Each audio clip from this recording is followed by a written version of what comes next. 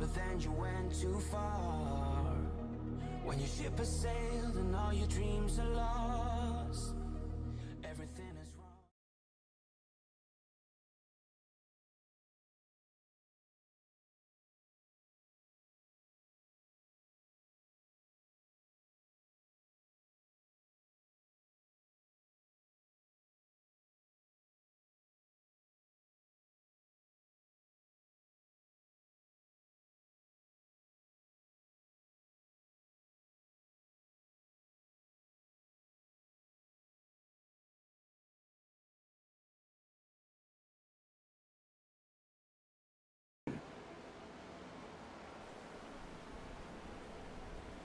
After a long and tiring week at Homestead Miami Speedway, we come to the Concrete Mile in Dover, Delaware. It is the Dover Motor Speedway for the Lewiston Strong 200. Good afternoon, everybody. My name is Frank Marchese. Thank you very much for making us a part of your evening. Alongside me, my broadcast partner, Liam Irving. Liam, a fun race last week at a very, very difficult track, especially for an oval series. It's not the easiest track to get around.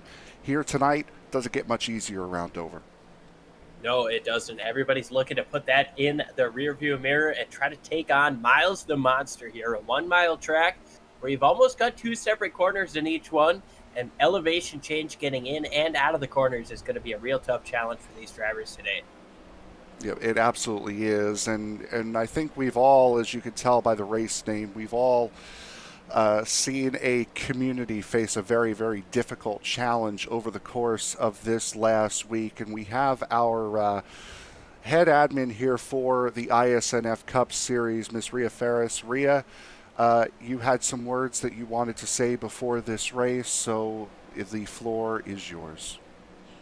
I appreciate it, guys, and yeah, it's definitely a hard time here locally in Maine, and it's been a worldwide news event, and never thought it would strike right here in my backyard, but it has. And I have a quick prayer here it's called a prayer for hard times, and it says, "Be with us in this time as people suffer, as parents grieve, as violence rages.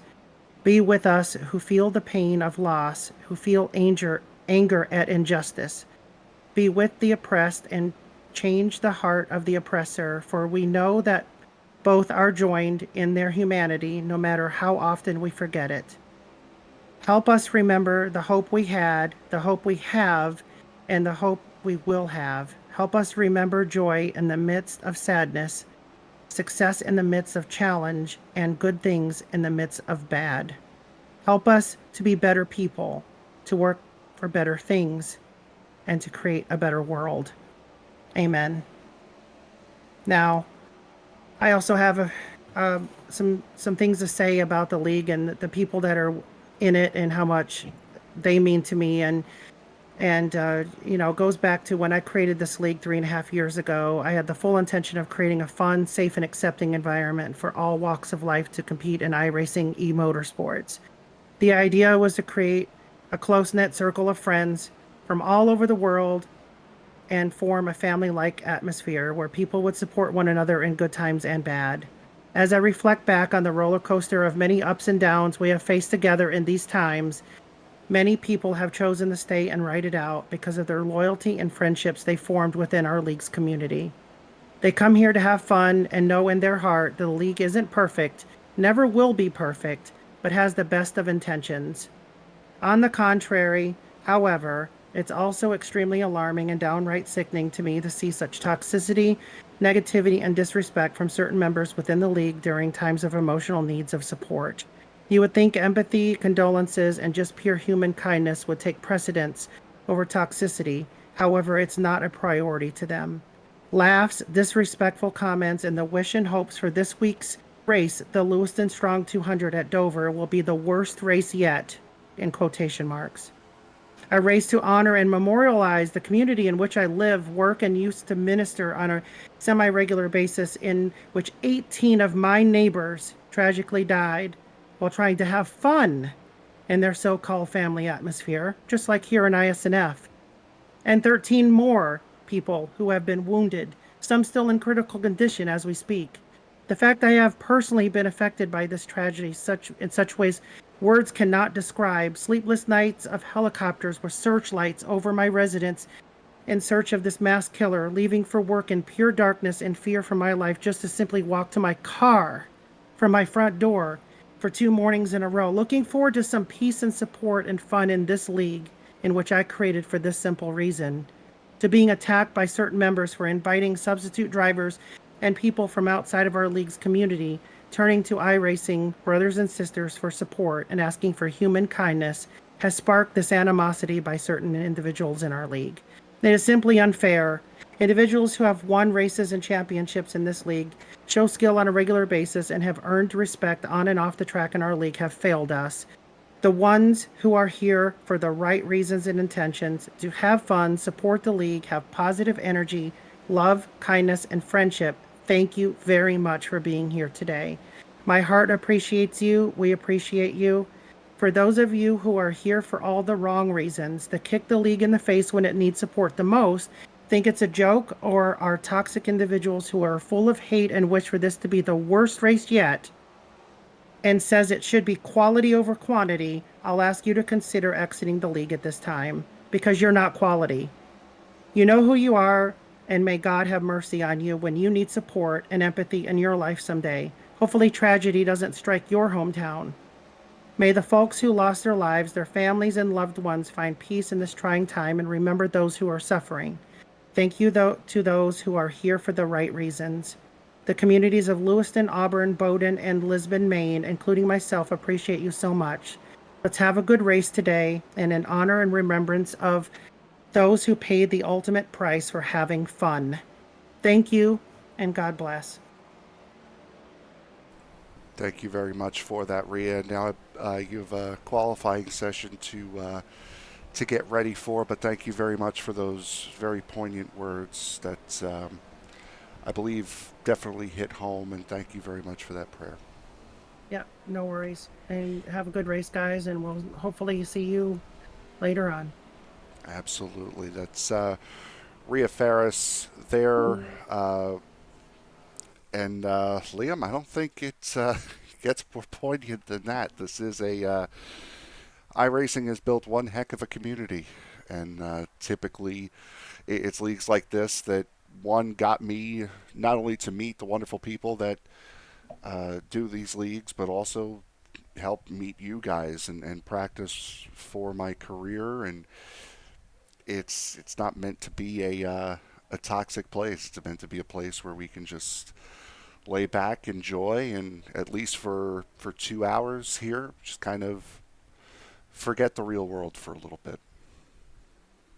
Yeah, obviously a very powerful statement from Rhea, and you got to feel where she's coming from. Nobody ever expects these tragedies to happen near you. I mean, it's I hate to say it, but this country is so big. It's something that you hear about on the news, and so when something happens so close to somebody in your community, I think it's only right to stand up and stand with them and show them how much you care, how much you support them, and yeah, I agree with you.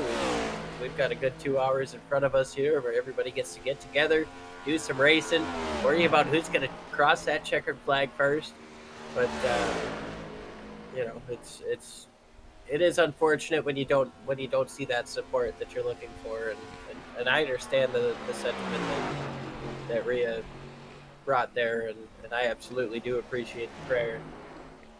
It absolutely is. About a minute and a half through this qualifying session, there's no real good way to transition off of that, so we'll just jump right on into it. We got left turns! Yep, there it is. So James Bowles completing his second qualifying run, and we were commenting as Bowles just comes up 1/100th of a second short of the pole. Watch out for these legacy cars, because these cars are absolutely beautiful here tonight. The way the spec map is on these cars, and we'll show them to you, as this is one of the open paint nights for iSNF that they run. This is some of these are really, really cool, as we see the number 4 here of Christian Delgado go up to third on the chart. Halfway through these guys are spending that much time and effort on the paint schemes. You know these guys are going to want it to finish up front. You're going to want to see that thing at victory lane, get it as much TV time as possible. So I'd expect those legacy cars to be looking good. The Stuart Haas cars, we're looking at Christian Delgado right now. Expect them to look strong as well, as Delgado's actually got himself up into 5th place here in this qualifying run. So now we take a look at Cody McCorkle up in that 19 interstate. Yep, Cody McCorkle, the 9th quickest so far in the Interstate Batteries Toyota Camry. We'll take a look at... slide there as we jump over. Yeah, this is Dylan Simmons. He was one of the drivers that did want to sub in for the cause, so thank you very much to Dylan for wanting to participate here tonight as a sub driver. Typically Emily Figrell's car, the number 99. Dylan deciding to jump in as we'll take a look at Michael Gervey now. Gervey is, as of the moment, the slowest of the drivers that have participated in qualifying. Shane Posey, Rosa Laszlo, Matt Metler, Brian Treadwell, Chris Van Maastricht, Nathan Christensen, Joey Maines, Bob Wyckoff, Isaac Wilson, Shane Posey, and Daniel Solo, the drivers that have not at least attempted a qualifying run as of yet. Here's another sub-driver coming into tonight. Be the number 7 of Jalen Battle. Now, the last time we saw Jalen, he was turning right, not of his own accord, in a left-hand turn, losing a win at Las Vegas, right. Unfortunately. He was just there turning right, not on his own, in a left-hand turn. Terrible news about last week, but 2 weeks ago. Excellent save, 2 weeks ago, but excellent save there coming up off of 2. Yeah, Liam hadn't seen that race yet. We broke the news to him during the pre-race banter, and yeah, like I said, I'm surprised Jalen still. I'm surprised Jalen still has iRacing installed after that. As he I've definitely lost some races in dumb ways, and you know, there's nothing that'll make that better than coming out the next week and showing them up once again, trying to go out there, get that checkered flag. Battle right now 7th place on the board. We'll see if actually qualifying's gonna end. That will be the qualifying session here for these drivers, as we will take a look at the starting grid here for tonight's race. Angel Hernandez will line up on pole with a time of 22.870.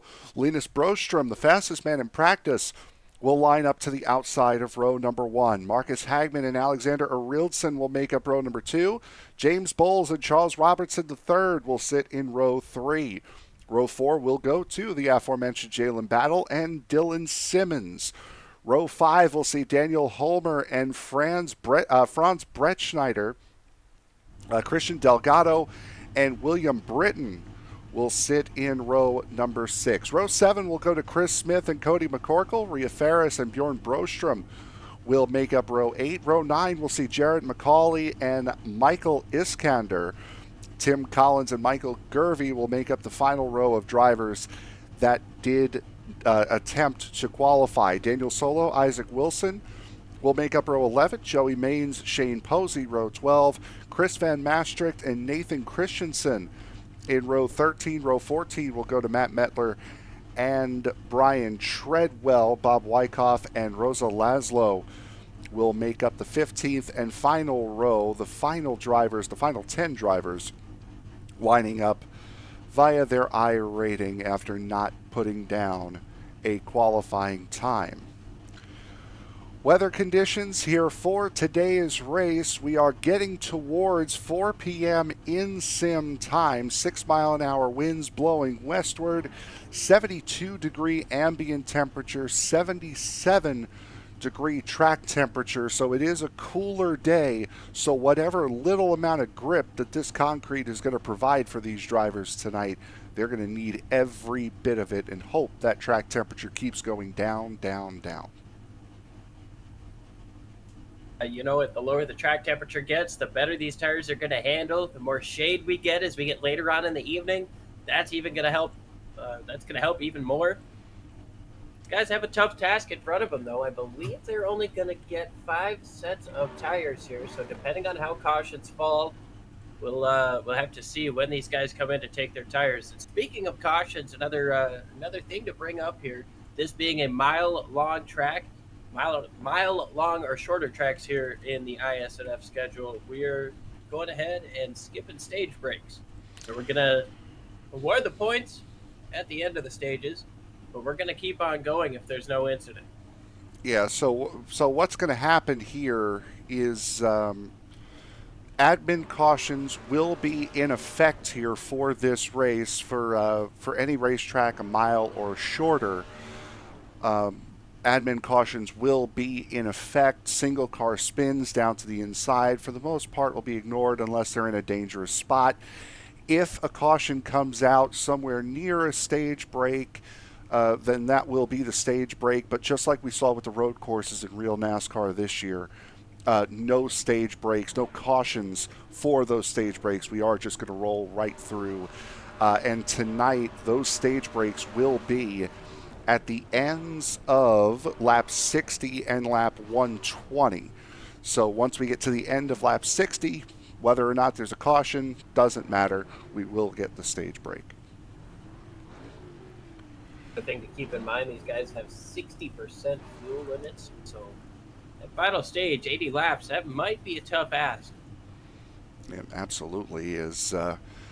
Waiting on a couple of drivers. Nope, never mind. Here we go. Rolling off, getting set to go for 200 laps here at the Dover Motor Speedway. As Angel Hernandez out in front. We'll take a look really quick here while we have a second. We'll take a look at the point standings coming into tonight. Alexander Arilton, after his sweep last week at Homestead Miami Speedway, winner of Stage 1, Stage 2, and the race win.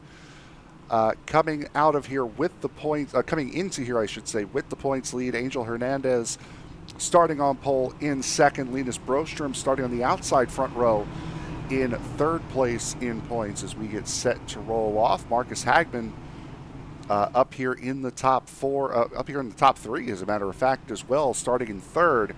So, Liam, top four drivers in the points are the top four drivers out of qualifying here for a difficult racetrack.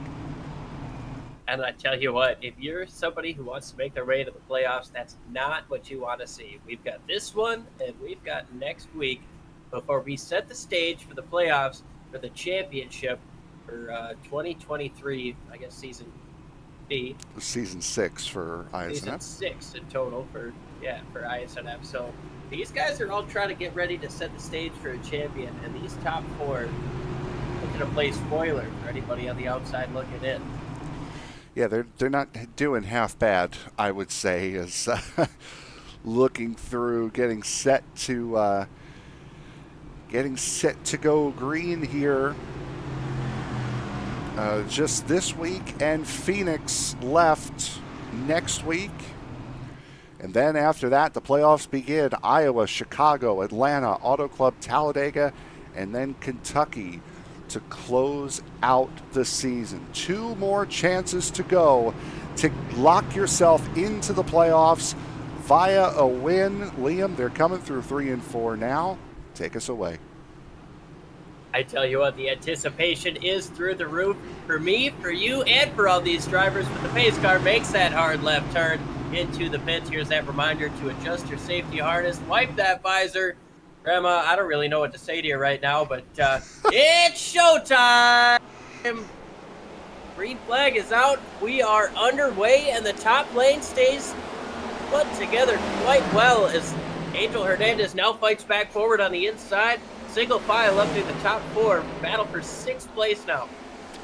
Brostrom slots into that second position as we see Marcus Hagman lost a couple of spots there on that start.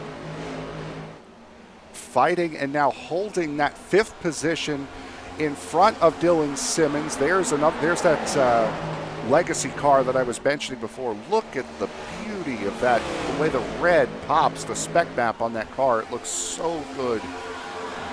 One of them, I believe, Joey Maines, here he is in the back, popping out in green. And then Isaac Wilson, who's in the middle of quite a bit of a dogfight at the moment, popping out in blue tonight. Those cars look so good. Yes, they do. A little bit of a wall scrape potentially there out of the 43, as now you see that number 11 Crayola Toyota Camry getting down to the bottom. Go ahead and take a look at Michael Iskandar here in the one. Coming up off of turn number 2. Things are spread out towards the back, but not up front. We are side by side for the race lead as Linus Brostrom goes down to the bottom, trying to take it away from Angel Hernandez. Yep, Brostrom on that preferred line. However, Hernandez can get the run up off the corner as Hernandez able to hold on, at least for the moment, in that DC Solar number 45. Caution is flag. out. Potentially Franz Bertschneider involved. Yes. There Tough is break for the Bertschneider. 22. Franz not starting the way he wants to here at Dover Motor Speedway. The 14, also Jared McCauley caught up in that. Let's take a look here and see what happened, as a couple of other drivers having some issues there as well. Coming through turn 2, that's McCorkle in the 19. Oh, 22 got loose. Yeah, that's a tough spot to get loose. The 24 gets turned sideways too. Oh man, the 77, I think that was. Might have been getting into the 14 of Jared McCauley. Have been the 17 of Bjorn Brostrom. He went by so quick, I couldn't tell. Let's jump on board here with McCauley. Happens right in front of him, really has nowhere to go. It's clipped, and then 17 of Bjorn Brostrom. On board with Daniel Solo here.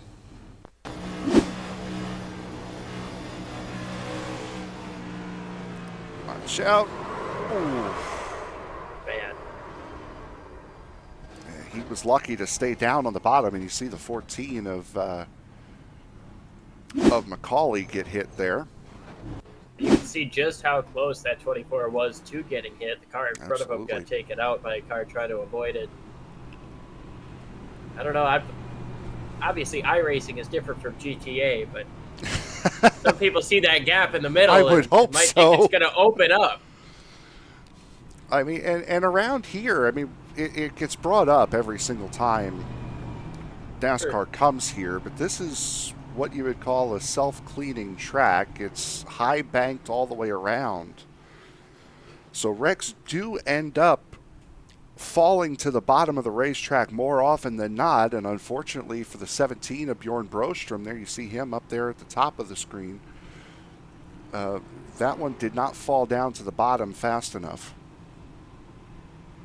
Right now, it looks like the right front's torn up a little bit more than the left front, so he might be more worried about the wall contact, avoiding the 14, even though it seemed like significant contact to that 14. Some nose damage on the front of the one of Michael Iskander as well. As still a moment or so away from going back to green flag racing. But he's got to tell the front row that these guys are ready. Yeah, Linus is not giving Angel Hernandez an inch here. Even under caution, he is not. He's certainly letting that 45 know he's there. Is this a mind game? We saw him get down to the inside, wasn't quite able to complete the pass before that caution came out. Now I wonder if he's just trying to get into his head a little bit, potentially force a mistake as these guys get rolling again on the restart. I don't know what it is, but if a guy was side by side with me for the initial start all the way through the first run, and then even before we get the one to go, I'd certainly be a little annoyed. Frank, we talked about this before we got live. We'd be mad about this on the highway. Yes, we would. As 45 jumps up to the top side. So Angel I believe Hernandez. it's just the front row that gets to choose here, right? Let me see here. Yes, leaders. I've got a little bit of ring rust here, microphone rust, so my apologies for getting a little back and forth. No, and it's a fair point because you also have we have the Moonshiners League that does a full choose cone, so it does get a little confusing. I was thinking the same thing. A couple of penalties, by the way, to bring you up to date on, I believe, is Jonas Skoglund in the field tonight. He is not. That car is being driven by Bert Schneider tonight. The 15 of Nathan Christensen had a drive-through penalty, as did Rhea Ferris. She had a drive-through penalty, both of them for ARCA braking last week at Homestead. So if you see those two down towards the back of the field, that is why. Green flag is back in the air, racing again, lap 9 here at Homestead at Dover, as Linus Brostrom now finally letting Angel Hernandez get out and breathe, but if only for a moment. Come on, man, I just mentally got out of Homestead. You can't do that to me. But, Trust me, I wanted to get mentally out as the caution comes out again here. Yeah, I was about to say. Oh, that's a big one crash down the back straightaway. But I was going to say, I believe Rhea Ferris got the free pass that last time around. So that penalty might be a little bit easier to overcome. But now we've got a lot of drivers with some damage to overcome here. It's Matt Metler in the 51. We saw Bob Wyckoff in the 78. And Matt Metler, former colleague, used to hearing him up in the booth here. He's out on the racetrack now. Still early on, not the way he wanted to have his race start, but plenty of time for a recovery. You can see here, this is around Bjorn Brostrom here. Oh, that's the Wanda of Iskander getting turned by the 54. Track just closes up with cars stopping, slowing down sideways. Funny enough, that's another thing they always say about this racetrack, is that it does tend to clog up. Look at this from above here. Accident's going to happen ahead of these guys, and then just trying to slowly work the way through. Wow, oh, that 43. The 43 got clipped. We'll go on board with him here, but he got clipped. Please do. That was a beauty. That reminds me of Scott Speed at Texas in 2010, if anybody remembers that, just snaking through the middle of a crash. He gets clipped, and it ends up helping him get through this. Watch this. Back it down, back it down, back it down, coming back down, clip. Oh. Hey, thank you. Yeah. Now, technically, he's still involved in that incident, but hey, could have been a lot worse. I'd still write home to Mom as that being one of the coolest avoidances of my life. It's not easy to get wrecked and not wreck at the same time. No, especially in these next-gen cars. But here we are. We're 10 laps, 11 laps in. We're going to see anybody bite in terms of maybe getting some fresh rubber or potentially getting a little bit more fuel in. Nobody up front. We've seen a couple of cars already come down pit road. Chris Van Maastricht, who I don't believe was a part of that incident, there he is in the 38. He has been down pit road under this caution.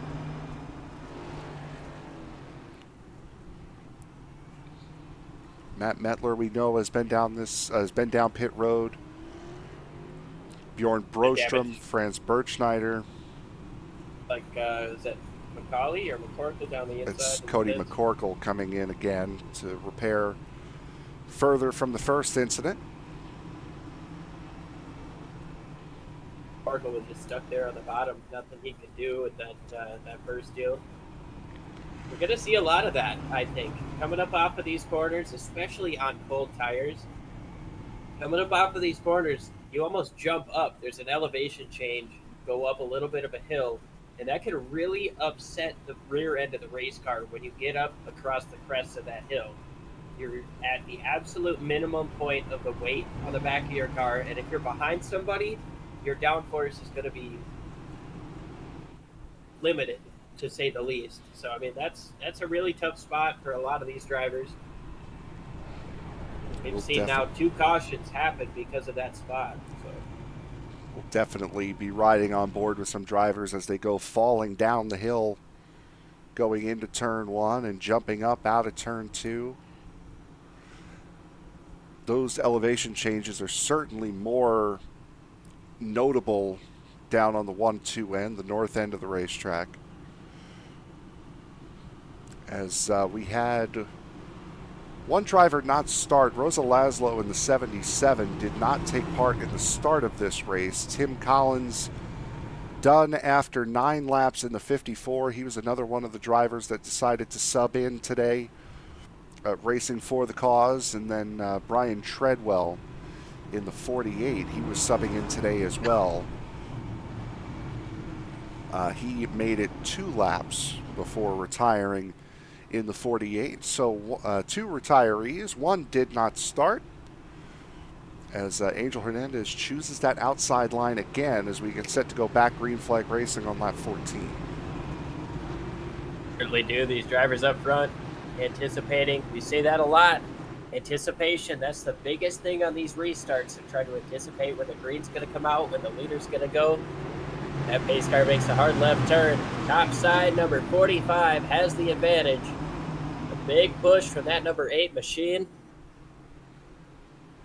Ready, ready, green, green, green, and the top side gets away. Angel Hernandez with a strong restart gets away by about 2 car lengths, getting down into turn number 1. Side by side for 4th place with Robertson and Battle. Battle's going to fall in behind Robertson, and everybody tries to single file out from there, but it's not that easy now, is it, Frank? No, it certainly is not, as James Bowles looking to the inside of the 48. Of the 84, pardon me, is there's my dyslexia kicking in. Back there. It's right around the 24. That's the 4 of Delgado and the 6 of Britton in front of that very. Oh.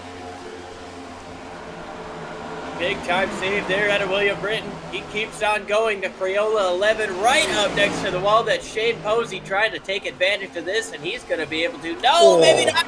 Smacks the wall, hits it again. See if that damaged his car, getting down into turn number 1. Those are a couple of really hard hits for Posey.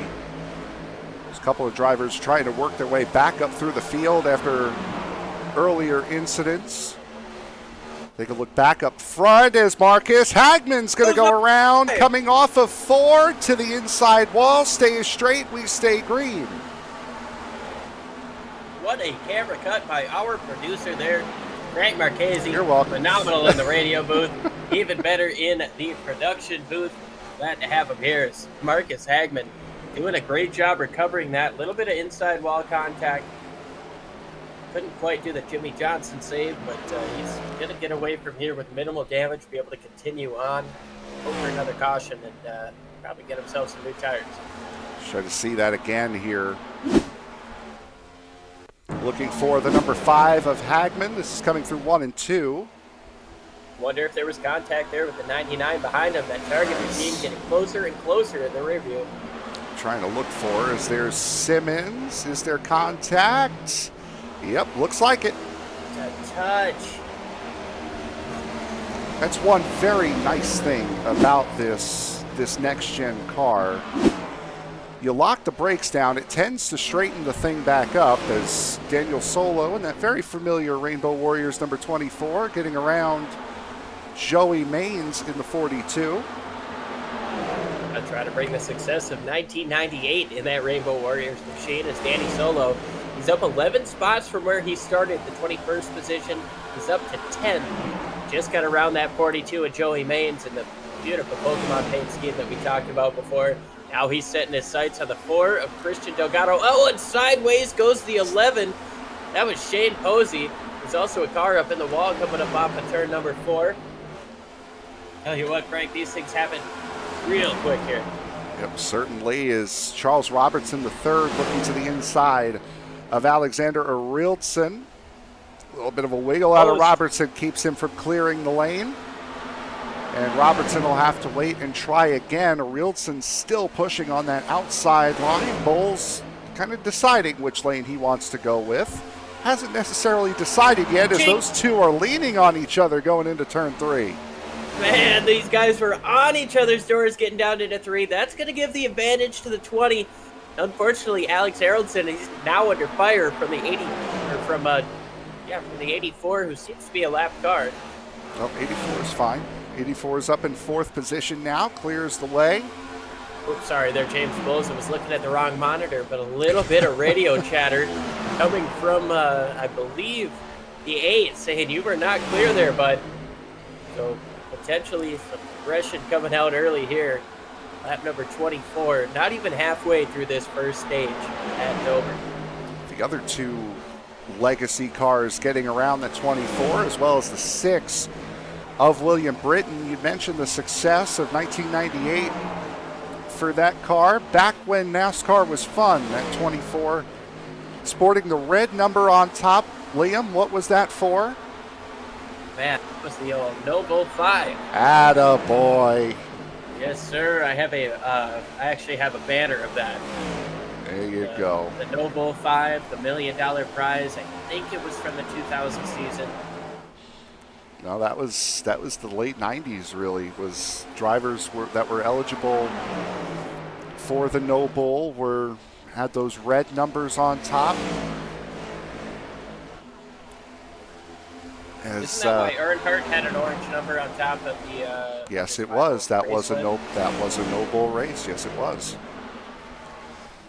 Back up front, Angel Hernandez still out in control, has led every lap thus far in the number 45. Linus Broström has been hot on his tail throughout the duration of this race thus far. We're going to take a trip back again through the field as Isaac Wilson in the 43 trying to make a move on William Britton. It's definitely starting to spread out a bit here. Now it's getting to the time where your tires are worn down. You got to take a lap or 2 to set up a pass. Or in the case of William Britton right here, you just got to understand that car is quicker. Let him go so you lose as little time as possible. He did just that. Was able to get right back to the back bumper of the 43 of Joey Maines. Or of Isaac Wilson there, I'm sorry. Joey Maines just in front of this battle. And all 3 of these legacy cars are in the top 11 as we sit here at the moment. One driver that's moving up through the field, Jalen Battle, he's only moved up 1 spot, but he fell about 2 seconds behind the front group, the top 5.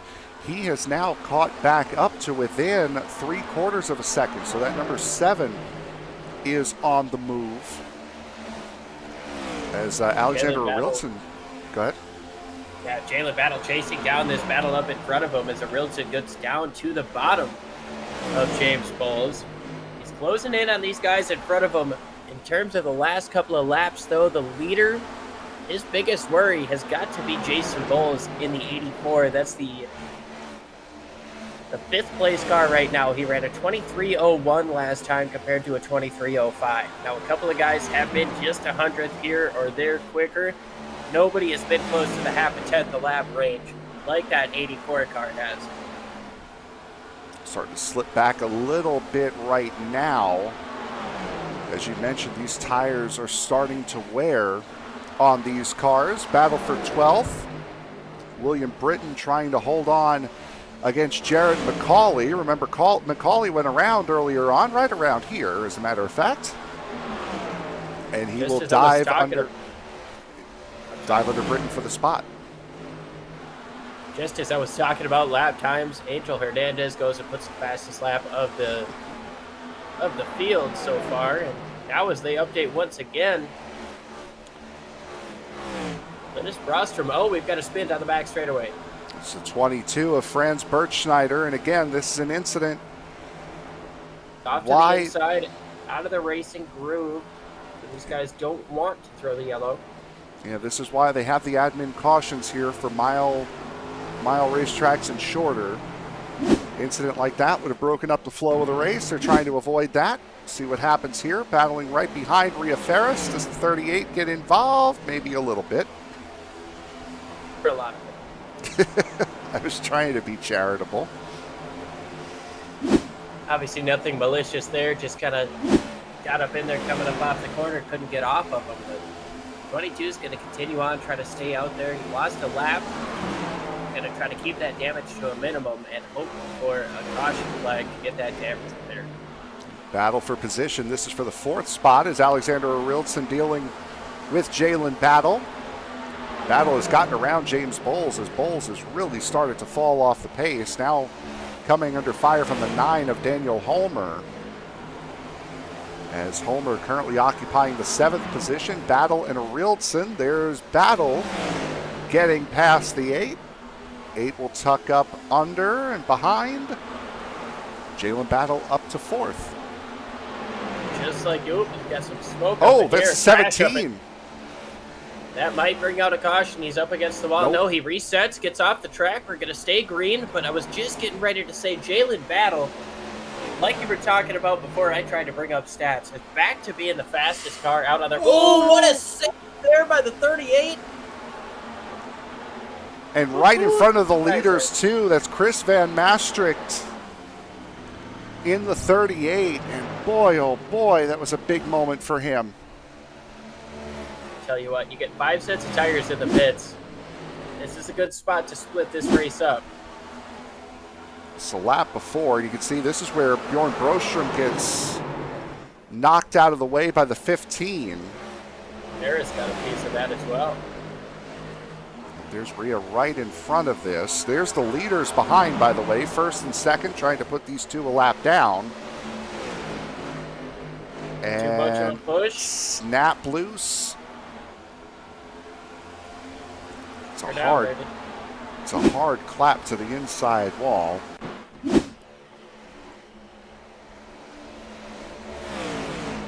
As Angel Hernandez coming up to lap the 15. That is Nathan Christensen, currently running in the 19th position.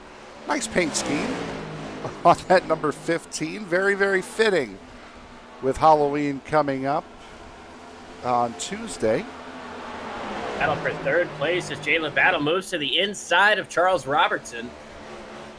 Looked out of the inside down the front straightaway. He's right up on his bumper. Now look at him try the inside. Nope, not quite enough. Battle has been consistently the quickest car on the racetrack while these leaders have been in lap traffic. He's got to utilize this extra speed as now he gets down to the inside of the 20. Completes the pass, gets all clear, slides up the racetrack a little bit. Now he's going to cut down, try to get that second apex here. A little bit low coming up off of the corner, but that puts Jalen Battle into 3rd place, 1.6 seconds off of your race leader, Angel Hernandez.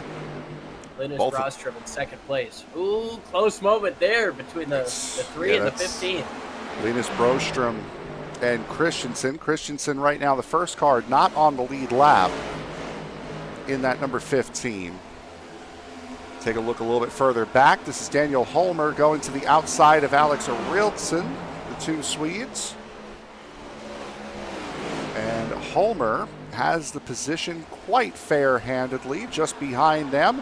Christian Delgado, who is coming up with quite a pace here, up into the 6th spot. Made that move on a Rieldson fairly quickly. So for what we're seeing here, Alexander Rieldson really used those tires here in the early stages of this race.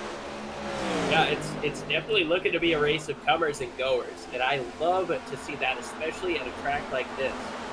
We've got Alex Rieldson, he talked about, he's down 3 from where he started, but he was up racing for the lead just a little while ago. He's already back fallen down to 7th place. Meanwhile, we've got James Bowles here trying to work his way through the top 10. He's got himself a mirror full of Dylan Simmons. That's not going to make anything easy, as now he's going to let Simmons go. And Bowles, another one of those drivers that's been falling back from the earlier stages in this race. Bowles down 4 positions. He was as high as 3rd earlier on tonight. He's all the way down in 9th spot in that number 84 car.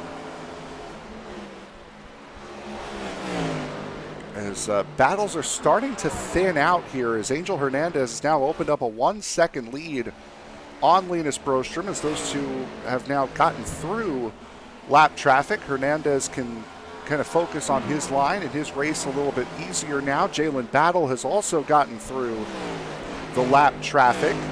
Daniel Holmer starting to work his way up to the back of that Home Depot number 20 Toyota Camry of Charles Robertson III. This would be a battle for the 4th spot.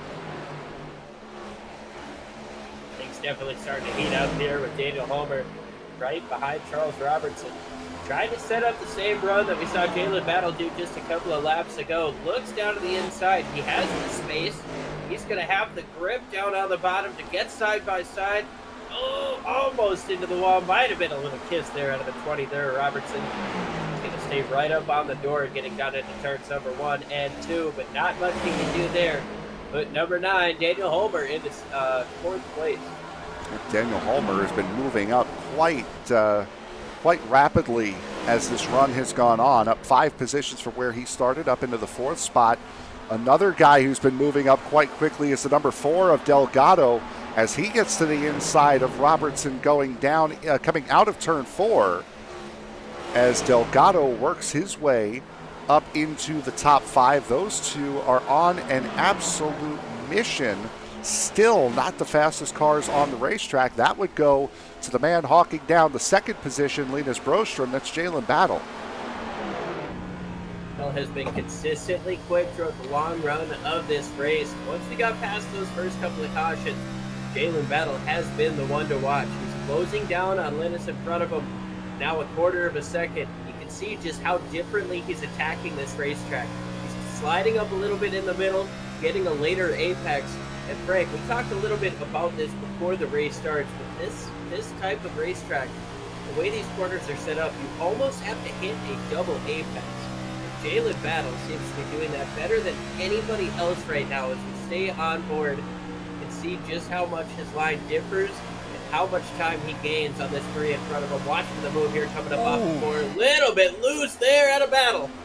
I think both of them got loose there, as Broström may have gotten loose coming out of 4, and that surprised Battle, who had to come down a little bit further. Now Battle's going to look to the inside. Not quite there yet. But you were right, Liam. You got 2 different ways of attacking this racetrack. The way that Broström is doing it is he's now coming up on, that is Gervy in the 23 to put him a 2nd lap down. Look at how close these bumpers are getting through turns 1 and 2. Hate to interrupt you, Frank, but this is heating up. Broström is between blocking and passing this lap car. Trying to find a hybrid of the both. As Broström, it's that corner exit where it could really, really hurt you, and Linus not quite able to get that good corner exit. He's getting a good enough corner exit to keep the 7 behind him. Not this time, though, as here comes Jalen Battle up to the inside. Both of them pushing up the racetrack through 3 and 4. And either gave him a ton of space there or just decided, I want to try 3/4 of the way up. That line worked for him there. He was able to stay clear, but can he keep that 7 behind him through 1 and 2? We got a couple of laps left here in the stage as well, so it's looking like Angel Hernandez, who's got a 2-second lead on this pair, is going to continue to waltz on this stage, as these two are going to be battling for 2nd spot come the end of it. Broström had just got Battle back at the line. Just barely, but this turn 1 and 2 is working strong for that 7 machine. I don't know how the 3 is able to stay so strong on the outside, but that turn 4 exit is bread and butter for that Andy's Custard machine.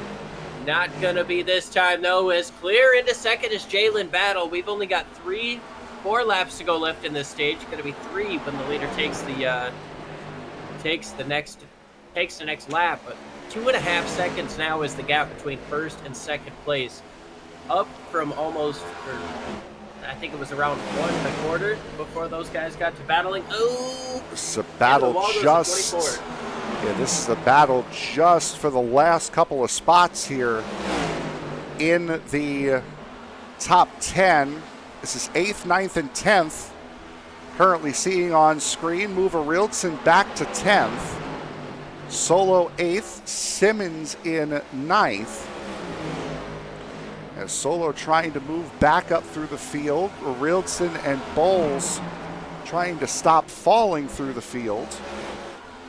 As Linus Broström has Daniel Holmer for company in turns 1 and 2. Battle for 3rd here, coming to the end of this stage through 3 and 4.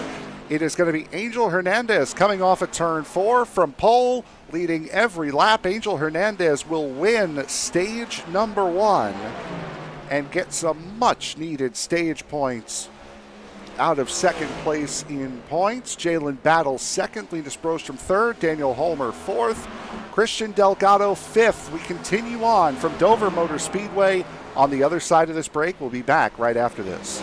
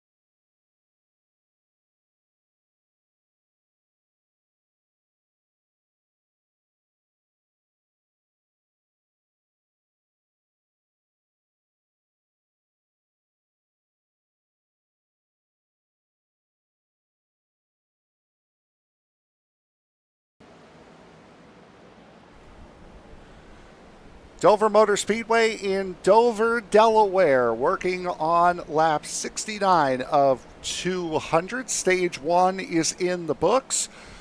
Pit stops that normally would have happened during the stage break, for the most part, is in the books. Jared McCauley still out on the racetrack. He has everyone pinned a couple of laps down. Angel Hernandez, 4.8 seconds ahead of Jalen Battle for what will be the effective race lead. You see on screen the driver of the 43 of Isaac Wilson. You saw him slow on screen during the break. Here is what happened with Wilson coming out of turn 4. Fresh tires, just gets a little bit loose. Back end comes around. Almost gets hit by his teammate. Falls down the racetrack. Picks it up and off we go. So that is where we are at right now. Jared McCauley in the 14 coming down pit road now, so this will complete the pit cycle, but not before the 14 picks himself up, say about 7 or 8 laps left. And I tell you what, you brought up the gap between Angel Hernandez and Jalen Battle. 4.9 seconds right now. obviously was 2.5 inches when he came into the pits. Yeah, But right these around guys came in on the same lap, and the caution is going to come out. The caution is out right now for, I believe, Jalen Battle. Jalen Battle is caught up in the caution.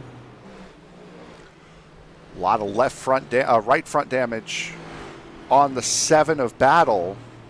That car doesn't look right. Man, that is a huge game changer for what we thought was one of the fastest cars out on the racetrack. Let's take a look and see what happened here with Battle.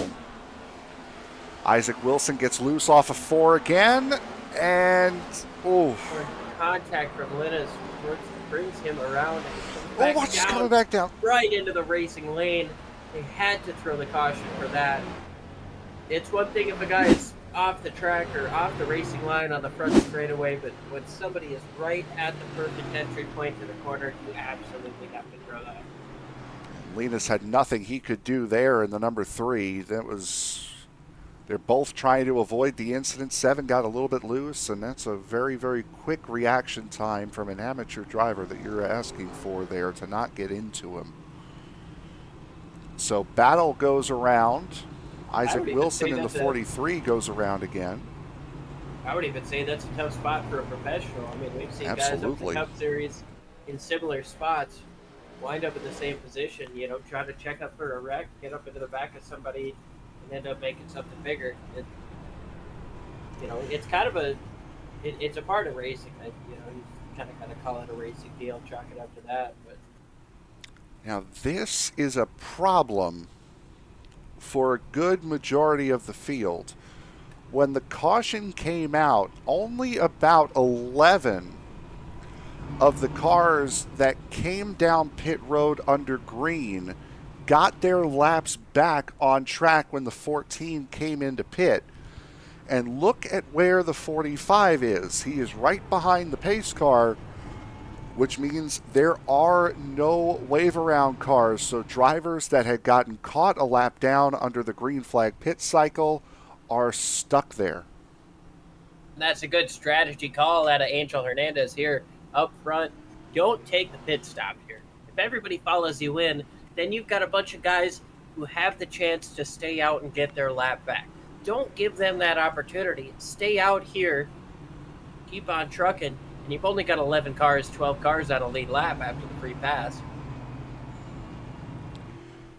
So right now, only the top 12, Angel Hernandez, Linus Brostrom, Charles Robertson, Alex O'Reilson, Dylan Simmons, Daniel Homer, Jarrett McCauley, Daniel Solo, Joey Maines, Marcus Hagman, Shane Posey, and Jalen Battle. Those are the 12 that are not on the lead lap. Or that are on. Oh, that are on the lead lap. Sorry, pardon me. Everyone else not on the lead lap. Chris Smith, Bob Wyckoff, Nathan Christensen, Michael Iskandar, James Bowles, Christian Delgado still on the racetrack. William Britton just got back out onto the track. Franz Brett Schneider is going to try to get back out here. Cody McCorkle also getting some damage repair.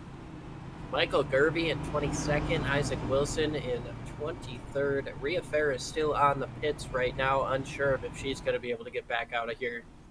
Chris Van Maastricht, he's 25th place right now, I believe, the highest running of our DNF drivers. He's still on pit road. He's been on pit road for about 17 minutes. We do have a couple more. Good. I was going to say he might have that 30-minute optional repair that he's trying to stick out, get some extra points here after other guys get back out. Bjorn Brostrom, Matt Metler, Tim Collins, Brian Treadwell are DNFs here at the moment. Rosa Laszlo did not start, so only 29 cars took the green. We have 25 that are still in this race, as we are almost halfway through here at Dover. We're going to have 125 laps to go as we take the green flag. That is effectively, that's still a long race from here. I would say 100 laps or less here, that would be a sprint. But we're still sitting here with potentially 2 pit stops coming. Yeah.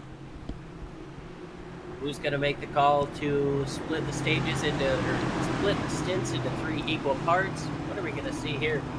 Green flags must come our way. Pardon me for the yawn as we get set to go back to green flag racing. Green flag in the air.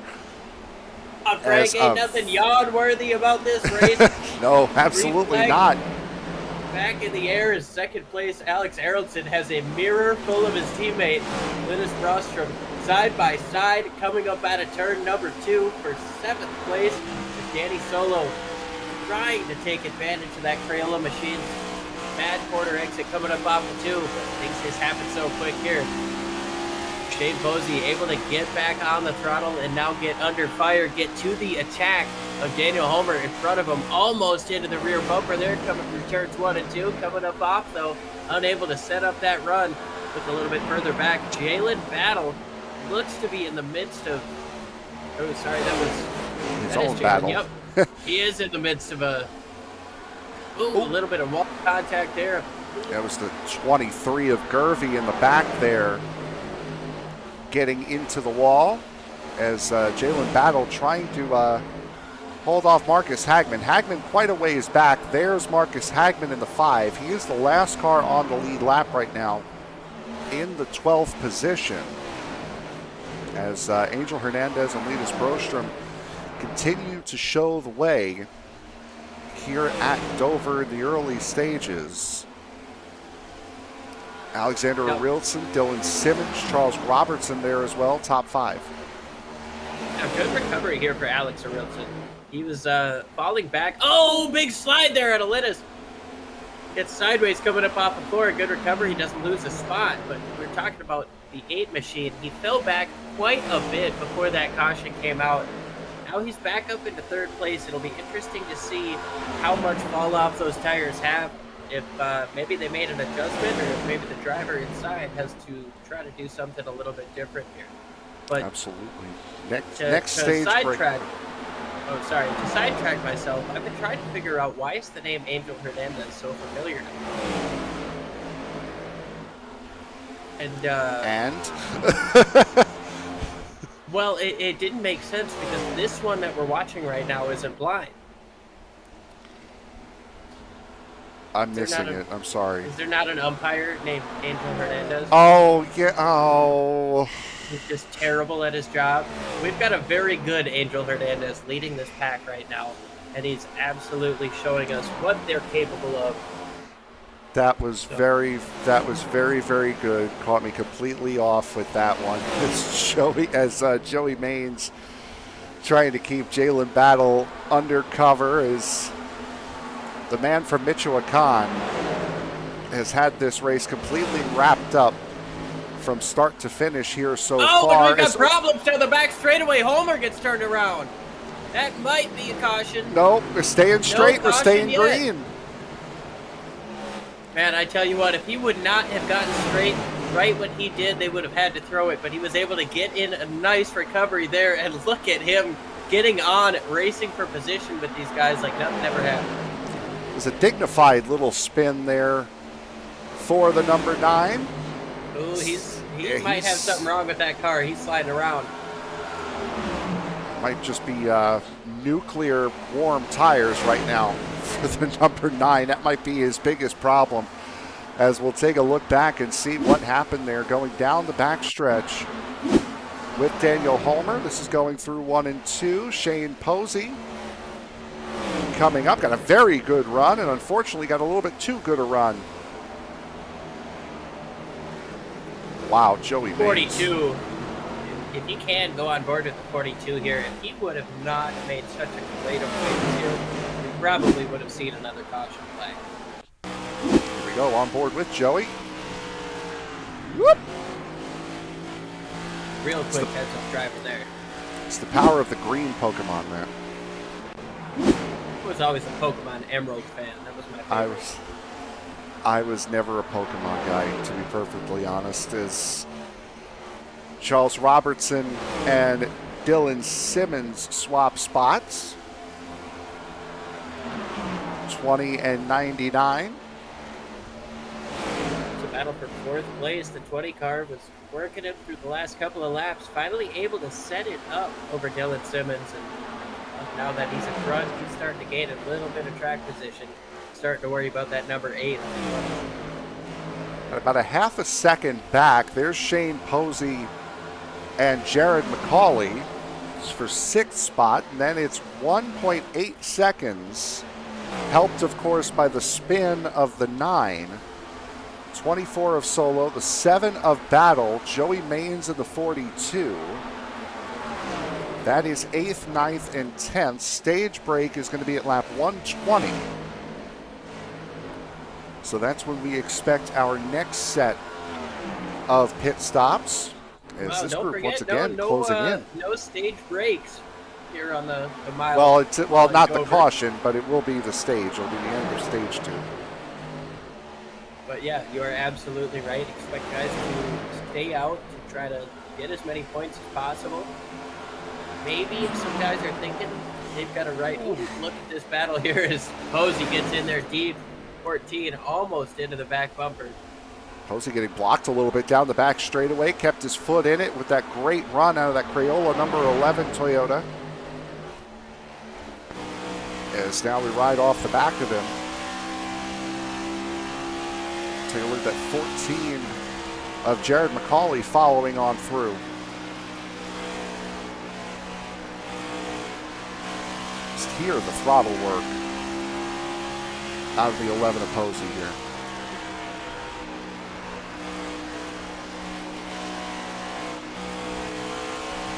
In, out, man, this guy is playing the foot like it's a piano right now with this precision.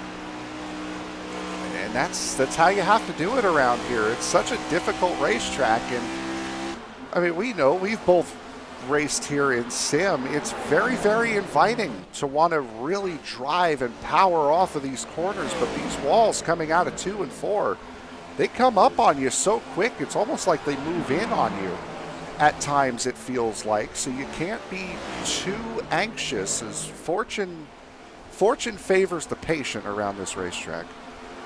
It certainly does. You talk about those walls seem to come in on you, and I honestly think they do. Plus the fact that you've got that big old hump coming up out of the corner. If you get onto the gas too soon and you upset your car going over that thing, you're either tail end into the wall or front end into the inside wall. So it's a really delicate balance to try to make it through these corners, playing this perfect throttle control. There. Just saw it there with Shane Posey right there hitting the wall coming out of 4. McCauley saw Posey blink and said, yeah, no, I'm not sitting behind you anymore. Makes the pass. McCauley up into the top 5. Not missing anything up front. Angel Hernandez out in front by 1.4 seconds over Linus Broström, who you just saw jump into frame. And then it's this battle. Alex Arildson, Charles Robertson, Jared McCauley, and Shane Posey. This is a battle for 3rd between the 4 drivers you see on screen. No more than a half a second separating the lot of them. Starting to get into that chess match right now as we still watch Jared McCauley here trying to chase down Charles Robertson just in front of him. He's been inching closer and closer. We talked about that before with Alex Arildson getting around him.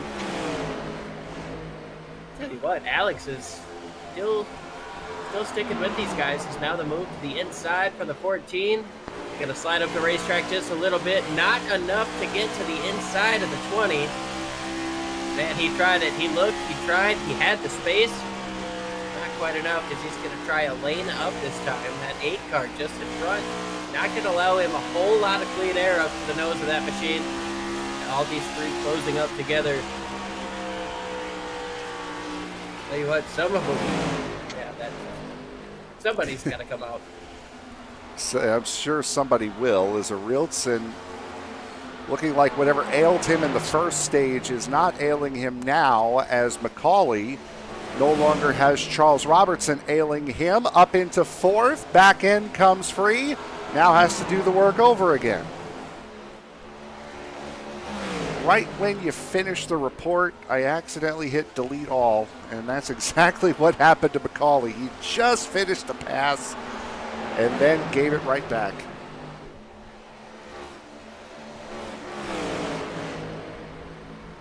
It's also allowing Shane Posey back into the fray. Posey had fallen off a little bit. He's getting back into the mix.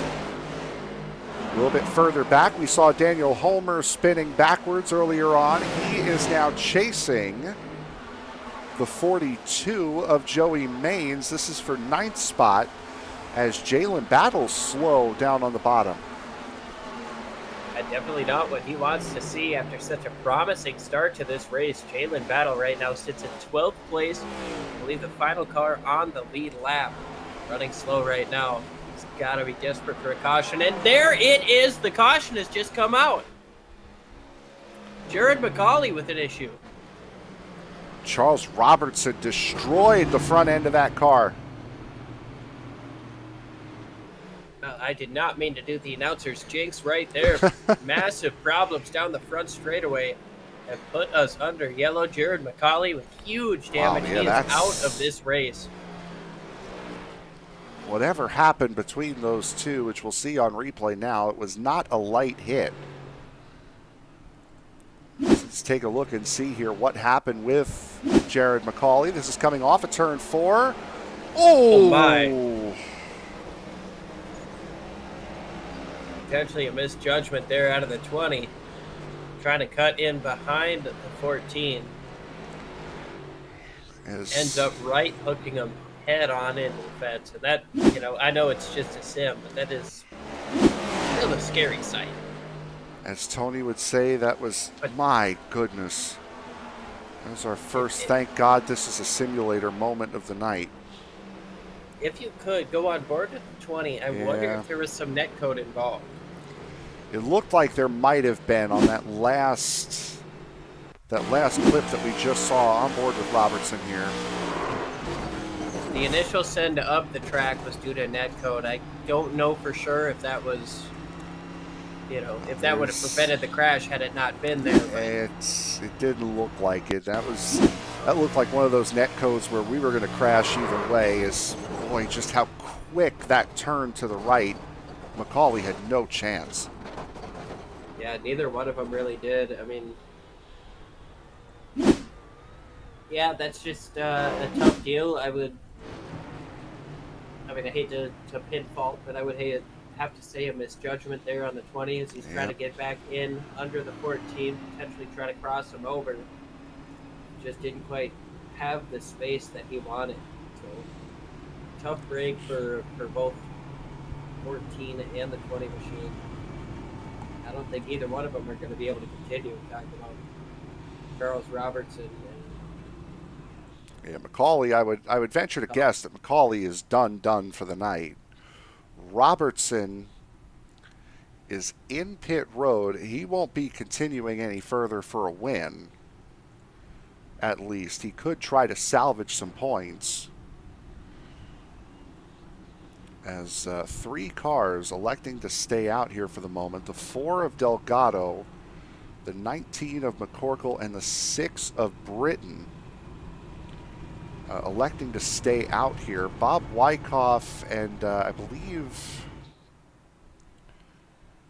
actually I think it was Chris Smith in the 21. He's going to get the free pass under this caution. That should put him back on the lead lap. Delgado, McCorkle, and Britton here, I have a feeling, are going to try to bank on another caution coming out and stay out to get their laps back, which wouldn't be too bad an option, seeing as though we're 15 laps away from the end of the stage, so people are going to be fighting. People are going to be trying to hustle the drivers around them on fresh tires as well. That may not be a bad play. I mean, I personally wouldn't do it, but I could see the logic behind it for the 4, the 19, and the 6. Well, yeah, Frank, you got to think you're not racing to a caution here. You're kind of racing to an imaginary number. These guys are going to be aggressive, but they're not going to get that guaranteed caution. So I would imagine that's going to kind of change the way that they approach this stage. And as we see these wave around guys get their laps back. So the 4, 19, and 6 will get a lap back. It will not get them back on the lead lap. as it was the 21 of Chris Smith who got the free pass. Angel Hernandez will lead away.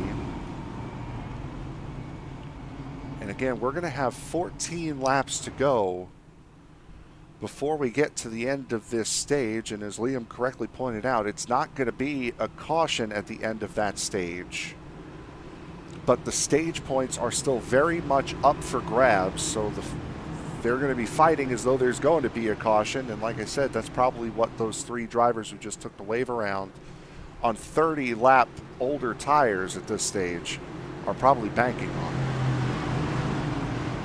Yeah, what kind of risks are we going to see here as we've got 15 to go here in the stage?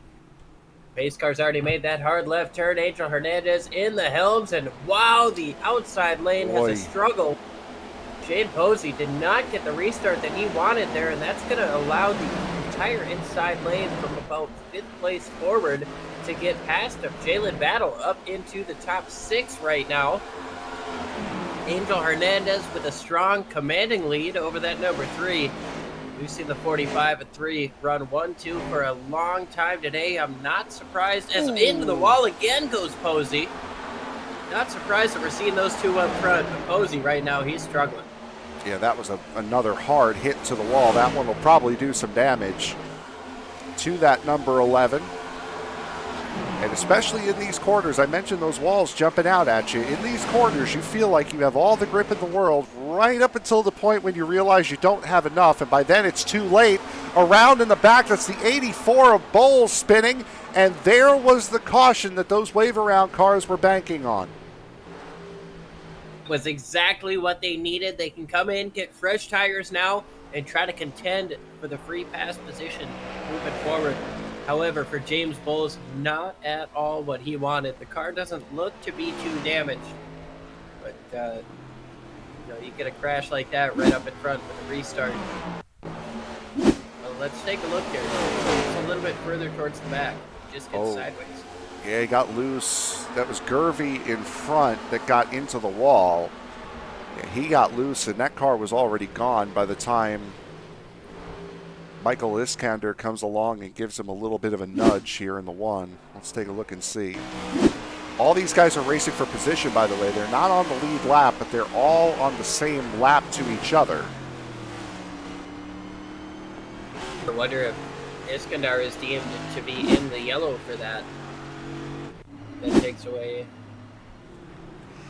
Well, they're a couple of laps behind. I believe this time it'll be Nathan Christensen in the 15, that MBNA Great Pumpkin number 15 Ford back there. I believe he is going to be the wave-around car. He is, so he'll get back on the lead lap. Bowles, Gervey, Iskander, all those guys were a couple laps behind him, so that was... Delgado, McCorkle, and Britton are the guys worried about getting the free pass this next time. Maybe Bob Boykoff as well. And again, that strategy worked out to perfection for them. They got that quick caution that they needed, and now can come down pit road here, get tires, get fuel, and now race for the lucky dog. That's just one of those gambles that you really never know how it's going to work out, especially in a league like this. I mean, these guys are so clean. We saw a very long green flag run at the start of this thing. You can't anticipate that quick caution, even if it is, you get a spin right away.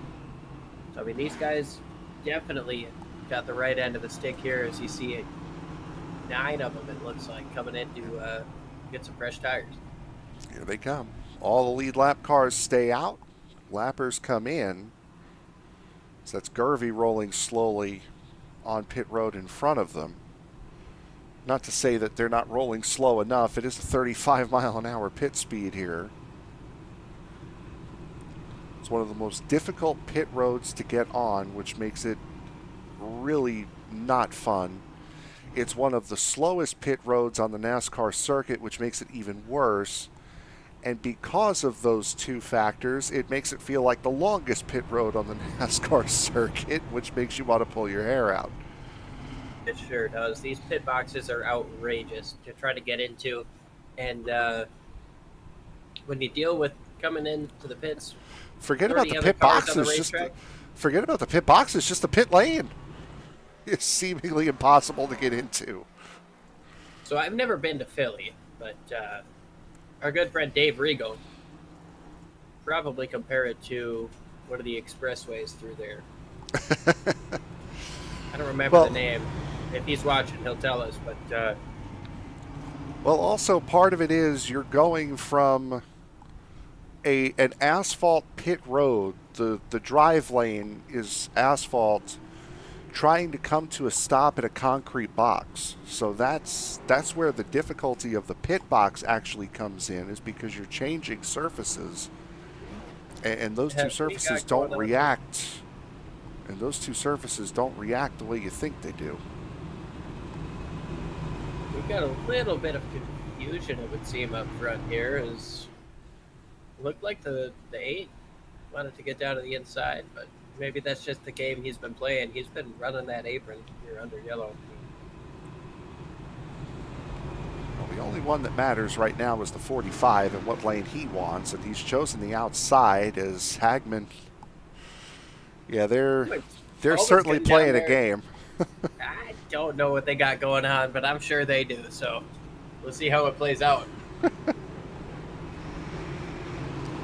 They are in different chats, by the way. The 9 and the 5 are in the same one. The 8 and the 3 are in the same one. Inside knowledge from Frank on who's teaming up with who. Well, it goes by the NASCAR roster. It goes by the NASCAR team. So it's, if you see a Hendrick car out there, they're on the same team. As green flag coming out. Boy, they are really bunched up coming out of turn 4, leaning on each other on the restart. My goodness, what a restart. The entire outside lane hit the wall, and the inside lane wasn't there to take advantage of it. Everybody was leaning on each other, and now the 3 car, Linus, has a chance to take the race lead coming up off of turn number 2. That was one of the tightest restarts I've ever seen here on the sim. And again, it's because these two are racing for the stage win. The stage is at 120. And look at how close Broström is getting to the side of the 45. He knows if he lets him go, he might not get it back. Knows at the same time, the exact same situation. Into the wall goes the 99. Everybody stays clean and green, though. Watch this run coming up off of turn number 4 for the 45. He scrapes the wall, but it doesn't hurt that much. The 3 still there. Linus down to the inside. It's about as close to the 45 on corner entry as you can. Oh, big loose moment there for Linus. He comes up off. He's got help from his teammate, but not going to be enough. Clear to the race lead is Angel Hernandez. Yep, and he might be kicking himself come the end of the next 4 laps, because that could be his run for a stage win done and dusted. Hernandez, Broström, Arielson, then a half a second before you get back to Jalen Battle. There he is. The 9 of Daniel Holmer and Marcus Hagman, who we saw get loose and go to the back earlier on tonight. He's finally recovered back up into the top 10.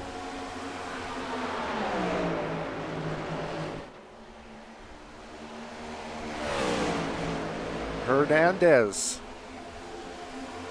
Not quite over yet. The 3 car gets right up to the back bumper, going down the back straightaway. Tries a different line through 3 and 4. He's going to have 2 more laps to try to take away this playoff point. Scrapes the wall coming up off of turn 4. But much like everybody else, he's able to keep going. Angel Hernandez trying to get max points here through the first 2 stages. Broström looking to get 18 out of the first 2 stages. Granted, he would love 19. But you don't want to lose any extra. Final lap of the stage. Look like there's going to be anything the 3 can do without a mistake from the 45, but that's just what Angel Hernandez has to worry about. Try to keep it clean and underneath them here for 2 more corners so he can take that playoff point, take the 10 playoff or stage points here. Through turn 4. Green and white checkered flag number 2 on the afternoon for Angel Hernandez. So Hernandez has led a vast majority of the laps. He wins both stages and now will set sight to run away here as we enter the final stage of this race. Angel Hernandez out in front here at Dover.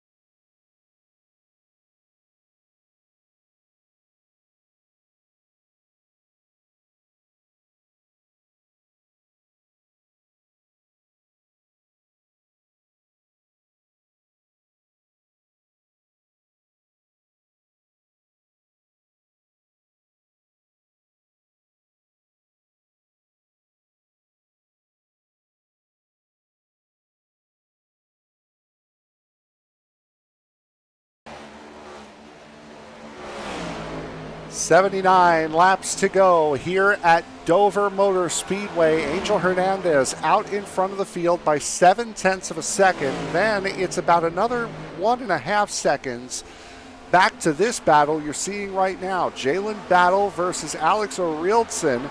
Then just behind that, it's Daniel Homer versus Shane Posey versus Marcus Hagman. There are those two. There was another car in this mix. It was Daniel Solo right up until this happened. Coming off at turn 4, we saw it during the break, got loose, snapped it around, and I was sure with where he was on the racetrack that a caution was going to come out, but fair play to the admins for not calling a caution, and very good on the drivers for avoiding the car. Solo, couple laps down, gets back into it. That was a really tough spot, but the admin crew did say that last caution, do not expect a lot more of that in terms of one-car cautions. I think that was just kind of them trying to stick true to their guns there. Not an ideal placement for the race car, but he seemed to have every ability to be able to get it out of there, and he was able to get it off the racing surface. Props to that 24 machine for allowing us to stay green here at Dover Motor Speedway. And I assumed the caution, as you mentioned, based on the position of the car. That was why I thought, being right in the entry point in turn one, not necessarily the ideal place to be stopped. But you're right, to the admin credit, keeping the race green. Angel Hernandez, there he is, starting now to get through lap traffic. As we should have one more pit stop here at some point. Now, they came in just before the stage, which is why they didn't come in right after lap 120, so there's still some time left. My guess would be 160, 165 maybe is when these guys start coming in. And yeah, Frank, that was something I was going to mention to you here, is that these guys last came into pit around lap 103, at least in the top 9 or 10. 103 to 104 is when these guys had last come in. So you're faced with a decision here. Obviously, you stayed out here towards the end of the stage, so you didn't come in here to take tires then. Do you decide to split it between your pit run at lap 150-ish, or do you decide to split it between the stage run here around lap 160? I would have to say probably going to be leaning towards that 155 range, because you did have a couple of caution laps, but I would expect guys up maybe just inside the top 5, a guy like Alex Aronson that we're riding along with, Daniel Homer just behind him. Expect him to come in around lap 155, try to get that little bit of an undercut, try to take advantage of those fresh tires on a guy like Angel Hernandez, who's been virtually untouchable throughout the rest of the race. Usually the way I think of it is I want to come in late enough to where I'm not at a total disadvantage, but I also want to come in early enough that I'm not really, that I don't leave myself enough time to make up ground that I lost. I think you could probably go another 20 or so laps as Chris Smith, by the way, gets around Joey Maines. That was for the 9th spot, as we see a car sliding up ahead. So that car will come into picture here in just a moment. The 99, it would appear to be, of Dylan Simmons, was the car sliding and smoking down the back straightaway. But yeah, it's quite a toss-up. Do you want to run it as long as you can, or do you want to try to split it? And I think the drivers in the back are probably going to tell the drivers at the front what they're going to do.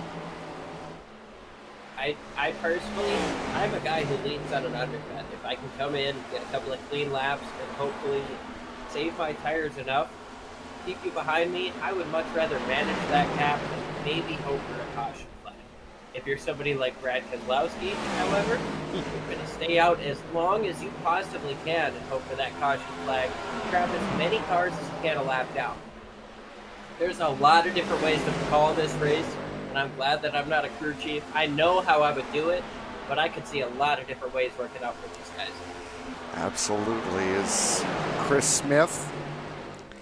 All of the Penske cars are running these Lewiston Strong paint schemes. There's the 21 of Chris Smith, the 22 of Franz Bertschneider. There he is.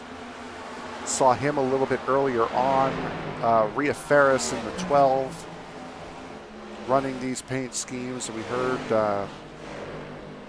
some words from Rhea about what's been going on in Lewiston over the course of this last week or so, a little bit less than a week since what happened there. And very nice to see the Penske cars running these paint schemes here tonight, as Unfortunately, haven't been able to show them as much as we probably would have wanted to. Smith right now the highest running of the three, running up in the 9th spot. Still an incredible gesture from the team. Marcus Higman comes into the pits from 9th place. Joey Maines follows him in. Not entirely sure if this is what we're going to see the start of our pit window open. This is what I was talking about splitting it in half. As they're on the very early side of splitting it in half. That's even early for splitting their pit window. They're about 45 laps on the set of tires at this point. And about 50 to go. I'd have to say between 5 and 10 laps is when I would assume guys are going to start coming in. Wouldn't be too bad a bet, as Angel Hernandez has opened up his lead to 2.3 seconds, and he has looked completely invincible here today. He's had a couple of very close encounters with Linus Broström in that number 3, namely at the start of the race. And then, especially on that last restart. Yeah, that last restart for the stage win, that was certainly one of those close encounters. As Jalen Battle pits from 3rd, now this could be the pit stop that draws a reaction. I'll have to keep an eye on these guys up front. I would expect Angel to not blink at this one. Linus comes into pit. That number 3 machine, though, it's going to be a different story. As here comes Alex Aronson into the pits. He's going to come in with 4 tires, full load of fuel, try to set himself up. Arilson was battling with Jalen Battle, so this is a direct response to the 7 coming into pit by the 8. Not wanting to lose too much of an advantage. Arilson trying to cover. Nobody up front trying to cover yet. Take a look here. A moment ago, Dylan Simmons in the number 99 had a little bit of a moment, battling with the 21 and the 78. That's Wyckoff on the bottom. Boy, he just got caught up in a bad spot. He had a car just on his corner in front, just on his corner behind, and they got pinched. Not an ideal spot. 3 wide coming up off of turn number 2. Something's got to give there, and unfortunately, it was the 99 going sideways. Nathan Christensen, the number 15, he is down pit road just as he was about to get lapped by the 45.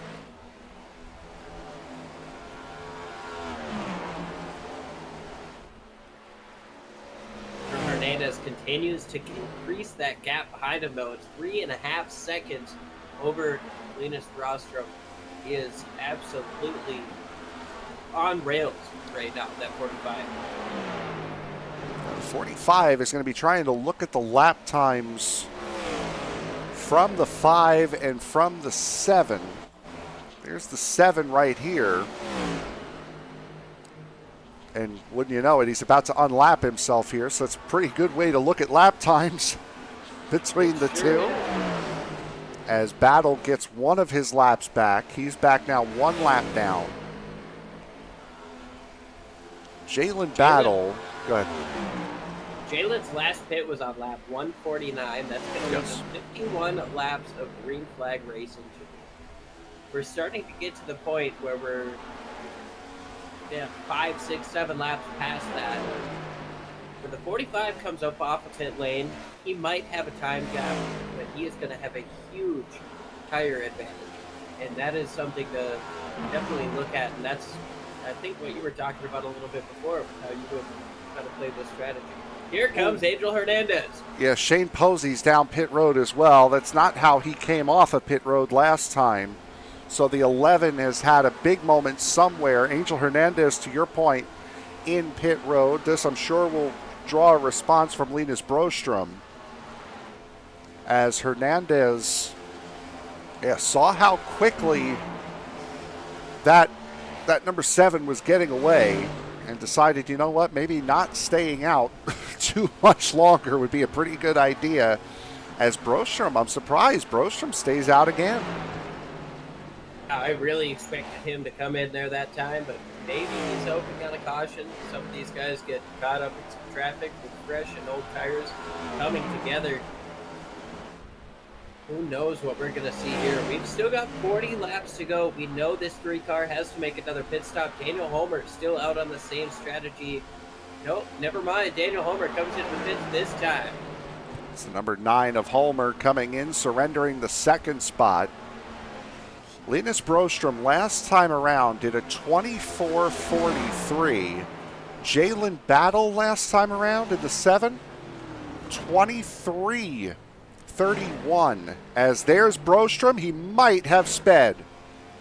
That was a really tough entry. I'd be shocked if we didn't see that 3-car have to stay a little bit longer on pit lane. So this will hand the lead of the race over to Christian Delgado. Remember, Delgado was one of those 3 cars that stayed out, got the lap back on the wave around, hoped for a caution that they got, and now finds himself in the lead of the race. Cody McCorkle, 10 seconds behind. There he is, holding up what will be the effective leader, Jalen Battle. So Battle holds the effective race lead, and Linus Brostrom, by the luck of anything you want to call it, did not get a speeding penalty. Well, Larson couldn't do that.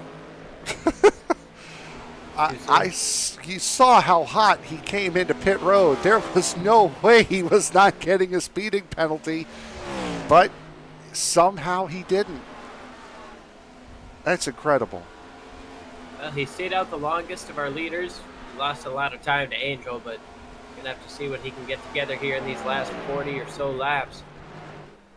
Got a whole heck of a lot longer to go, about 37 laps to go as Delgado holds on to the race lead over Jalen Battle. Battle has a whole lot of Angel Hernandez to worry about behind him. Hernandez these last couple times has been 2 to 2.5 tenths quicker each lap. Those fresher tires definitely playing an advantage. And that's Angel Hernandez getting around Cody McCorkle for 3rd spot. And you mentioned losing time did Linus Brostrom. He's now about 10 seconds adrift of Angel Hernandez. He was about 3.5 when Angel came in. It's now it's now pretty much 10 seconds, the difference between the two. As Marcus Hagman very quickly closing in on Cody McCorkle. Again, McCorkle, one of the drivers that came into pit on lap 110 under our last caution of the race.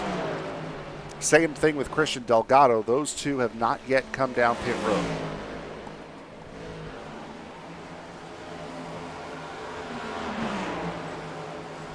An easy pass there around Cody McCorkle. He came in on lap 146, one of the earlier drivers here of this pit stint. Christian Delgado came in on lap number 110. He's going to have to make that extra pit stop. It should put it back down to Angel Hernandez and Jalen Battle bringing it home. 35 laps to go, 34 as they cross the line.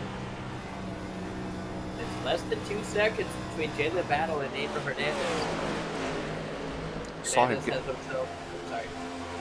saw him get past Bob Wyckoff there, one of the lap cars. Wyckoff running in the 14th position, 4 laps down. As Solo and Bowles come down pit road, Delgado's still out there.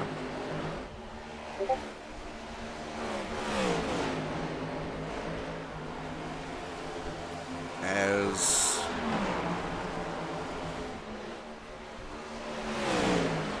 Joey Maines running in the 8th spot. He's just gotten passed up by Linus Brostrom. Has 6 seconds. Back to Daniel Holmer, as here is now what will soon be the battle for the race lead. Christian Delgado out in front. In that number 4, he has a 1.5 seconds and 2 cars between himself and Jalen Battle. Jalen Battle has about the same distance between himself and Delgado back to Angel Hernandez. However, no cars. As Daniel Solo gets back up onto the racetrack just behind Jalen Battle, so now make that one car between Battle and Hernandez, but it probably won't stay that way for long as Delgado gets up really high. Coming out of turn 4, and the speed difference between Battle and Delgado. Battle right into the back of the 4 of Delgado. That will move Jalen Battle to the race lead. Cars scramble down the back. Delgado's going to come down pit road now. But he's going to miss it. Yeah, as I said, it's one of the hardest pit roads to get onto on the NASCAR circuit. Up and gets back in there. And now Jalen Battle's got Daniel Solo on fresh tires, shoving him along. What a series of events there that last lap. Not to mention the fact that he's got that 45 machine, Angel Hernandez, less than a second behind him. As he tries to keep that 24 back, I wonder if he maybe just needs to let him go and not worry about him. Yeah, that's not for He's position. Gonna stay in front. He's gonna get bumped. Bumped up the racetrack, goes to 7. Down to the inside goes to 24. Once again, not for position, but that puts Angel Hernandez within 2-3 car lengths of your race leader. And that was the problem with not allowing Daniel Solo to go. He ended up just slowing himself up. I understand wanting to have cars between you and the guy you're racing, but that wasn't the way to do it. As now your battle for the lead between the 7 and the 45, it is on between these two, and they have 6.5 seconds between them and anyone else of consequence, I should say. 2 is separated by 2 car lengths. Here comes Hernandez looking down to the inside, coming up off of turn number 2. Not quite enough, and now here comes the 99 to get side by side with Hernandez. That is exactly what Jalen Battle wanted. Get me a little bit more distance here, as that 99 now is on rails. He's trying to set sights on the 7 to unlap himself. Not going to be an easy situation to keep that 45 behind you and do the 7, but you got to do everything you can. Is now, whoa, what a move there. Very interesting to see the pace difference between the 7 and the 99 as here comes Angel Hernandez around the outside. Not quite clear just yet. Hernandez, though, through 1 and 2, he will clear the 7 and take the race lead. Caution is out. Down the front straightaway, we've got a big crash down the front. A couple of cars got together coming up off of turn 4. One of them got sent down to the inside wall. One of them is Chris Smith here. The other one, you see the 38 there with some damage coming back up the racetrack. I tell you what, man, if you're Jalen Battle, that could not have come. That maybe could have come at one more opportune time, but not a second. Let's take a look here. This is happening behind the race for the lead as Smith gets up into the outside. That's Van Maastricht, and then as he was trying to correct the car, around he goes again. Almost got involved in that one. I was going to say before that caution came out, as here comes everyone down pit road, it was very interesting to see the pace difference between the 99 and the 7. The 99 came in on lap 150, the 7 on 149, and he just about passed Battle like he was standing still. Yeah, you got to wonder how much Battle used up on the initial couple laps. Ooh, that was there on the front straightaway as Homer's trying to get around the 20 of Robertson. Yeah, that was the 9 of Daniel Homer. Let's see how this pit stop plays out. We've got Angel Hernandez under fire, not for the first time. He's got a new player behind him in Jalen Battle. He hasn't seen the front yet. He's going to be hard-pressed to try to get this lead on the restart. So 1 and 2 go in and out the way they came in. Marcus Hagman, who came in on 146, and Daniel Holmer, who came in on 159. elect to stay out, which means for the first time in this race, Angel Hernandez will not be the control car. And it also means for the first time in this race, we will have a front row that will not consist of Angel Hernandez and Linus Brostrom. Oh, we've got an interesting set of circumstances coming our way now. That 5 car just pits lap 146. He's going to have 40 lap old tires here. 35 or so, I believe, at the restart. It's going to be tough to keep him under you, but who knows what we're going to see on this restart. We've got a couple of guys trying to get their laps back, a couple of guys trying to get up to the front in front of the lap down machines. Looks like Iskander, McCorkle, and Christensen are going to get their laps back via the wave around. For this, it's the second time on the day for McCorkle to get a lap back this way.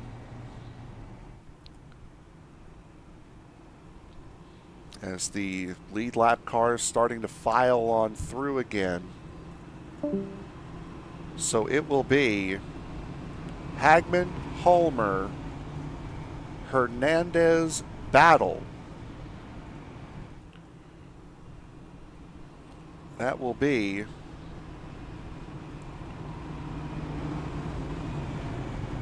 your top 2 rows.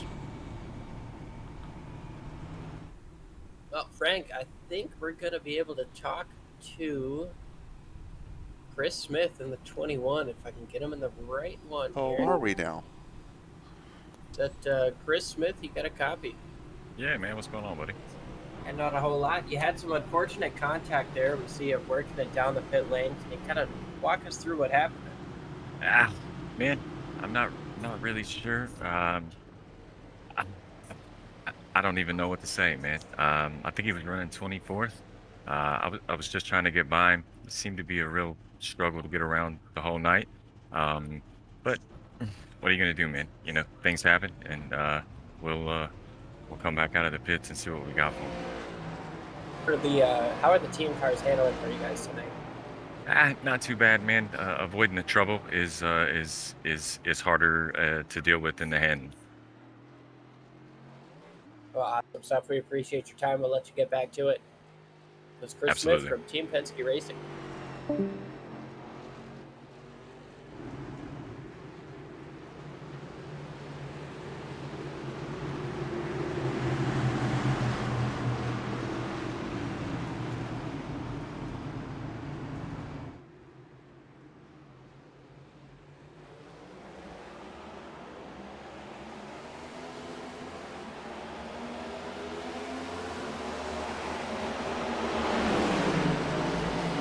No, not at all. Who's going to get through first? It looks like the 45 on the inside is struggling to get around the 5 on the inside. Meanwhile, the 7, Jalen Battle. Here comes the 8 of Arilson down to the inside, trying to take second place away. Who's going to be able to get around Homer first? They're 3 wide coming up off of turn number 4. Into the wall goes the 5. Hagman, the 45 gets turned sideways as well, and the caution comes out once again.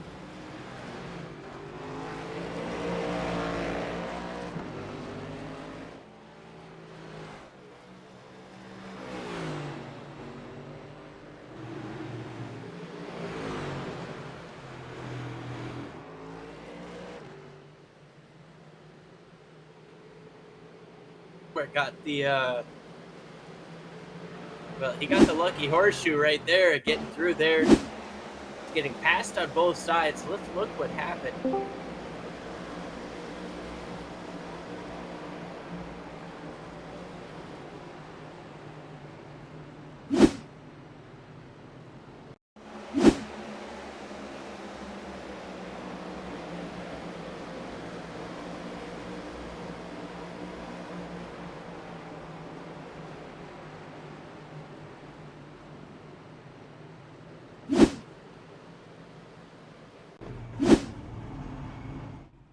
And that completely changes the game. As Christian Delgado is up in here. Hello, I got dragged up here. might have done that unintentionally. But hey, Christian, how's your race going here in the Ford? It's going all right. Just got the lucky dog, so I'll be back on the lead lap. I think we really got a fast car here. Just the first green flag pit stop, we sped in the pits, and then kind of put ourselves in a vulnerable spot for the rest of the race. But luckily, the strategy kind of played out the way I wanted to. Got to lead a couple laps, and fortunately, me and Jalen making that contact. You guys saw on the broadcast. Just overheated my tires. I couldn't get slowed down enough for pit road, but these last couple of cautions, I put myself into a spot to get the lucky dog, and now I'm here on the lead lap, and hopefully we can make something out of this. I was gonna say you're getting the free pass now. You're back on the lead lap. What is your plan here for this final sprint to the finish? Yeah, there's a lot of lap cars, so I'm gonna try to get around them as much as I can. Looking at lap times, I've been, top 2, top 3, just laps down the whole time. So I know I can make the passes. Just have to put myself in a spot to not get wrecked and make up as many spots as I can. Hopefully we can come home with a good finish. Well, Kristen, we appreciate your time and wish you the best of luck here on the what could be the final restart. Yeah, thank you guys.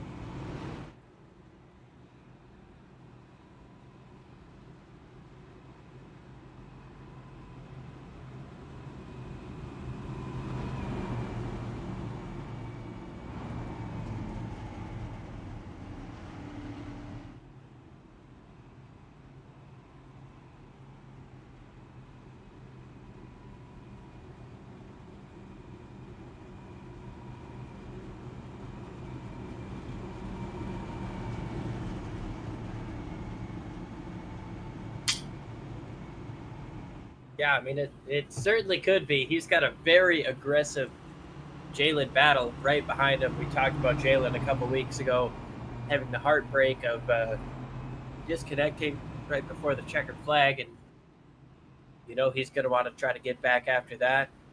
There's Alex Arilson just on his outside. 42 Legacy Machine. We've got ourselves a lot of competitors here that are ready to take this checkered flag. Unfortunately, only one of them is going to be able to. Daniel Homer on the oldest of tires. Last came in on lap 159 compared to Linus Brostrom on his outside, who came in on 178. Less than 10 lap old tires on the outside.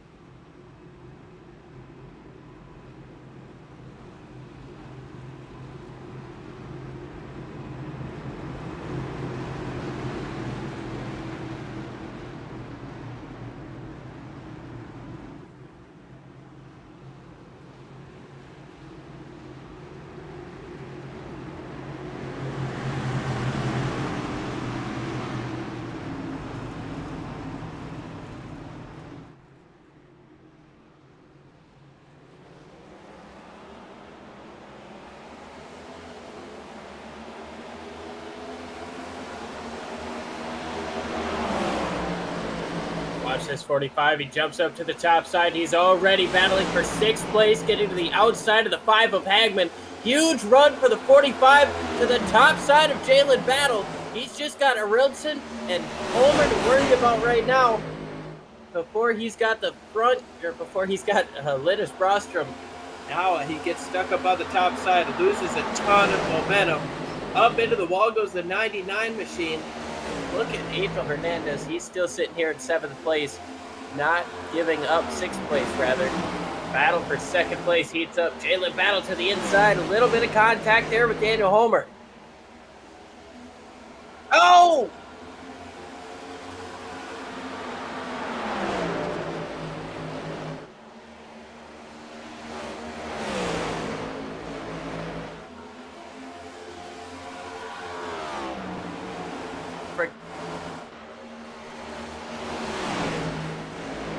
Angel Hernandez just put down the fastest first half of the track this race. Thank you. Frank, I've been doing it this whole time, and when you see what Angel Hernandez is doing, it is super easy to get tongue twisted here as he moves down to the inside, trying to take away third place. He's been the fastest car. He doesn't want to deal with Homer. He gives him a shove up the racetrack on entry. Homer didn't like it, came back down, hit him on the door. They're still side by side. Yeah, Homer showed the approval for that little nudge going into turn 3. Oh, in contact between the 42 and the 9. Saying you realize my mic was off there. I do apologize for that. 5 races here, 5 different winners. Jalen Battle, winner here in season 4. He's looking to become the first duplicate winner. No caution yet. We stay green. Looking to become the first duplicate winner here. Linus Brostrom sat on pole here in race season 3. Angel Hernandez has been on pole here for the last 2 years and looks like he's going to come up short again this season. We've still got 7 laps to go. Linus leads by just over half a second over Jalen Battle. Battle has been one of the quickest cars all day, but just hasn't had enough to get up front. Led a lot of laps on pit strategy. Man, he wants to get out there and race for it on merit. That little bit of a loose moment in front of him from Linus Brostrom could have been, well, he gets a couple more of those. That could be exactly what he needs. But I tell you what, nobody is quicker on the racetrack right now than Angel Hernandez in third place. Like you said, though, he might just be running out of time. Brostrom looking for his first win on the season. Finished second back at Richmond July 29th. He's finished third twice at Bristol and Kansas. Those are his 3 podium finishes here this year, looking to get to the top step for the first time.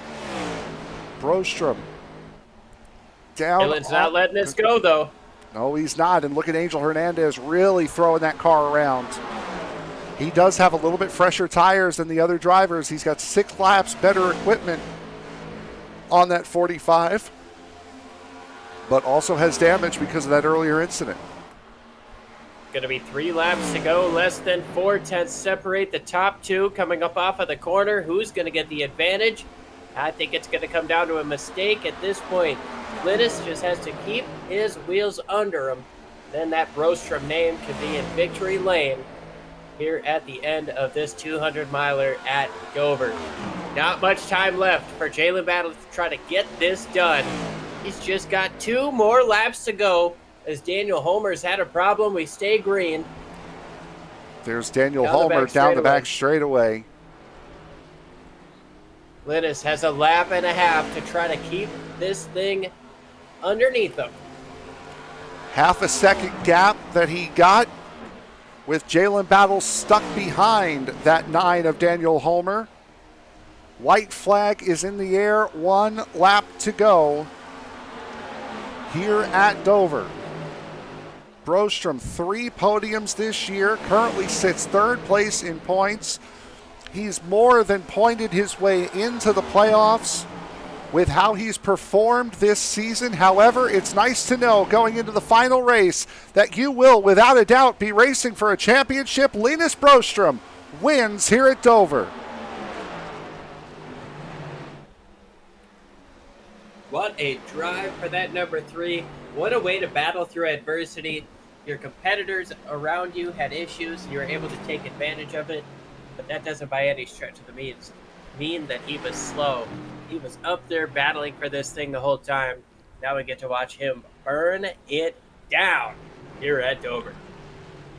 Second best car all day long. Finds himself in the right place at the right time, and 9 times out of 10, that's all you need. As Linus Brostrom collects win number 1 on this season, and we'll get to Linus here in just a second. Actually, I believe, Liam, you are with him now. Linus, it's Liam and Frank up in the booth. You got a copy.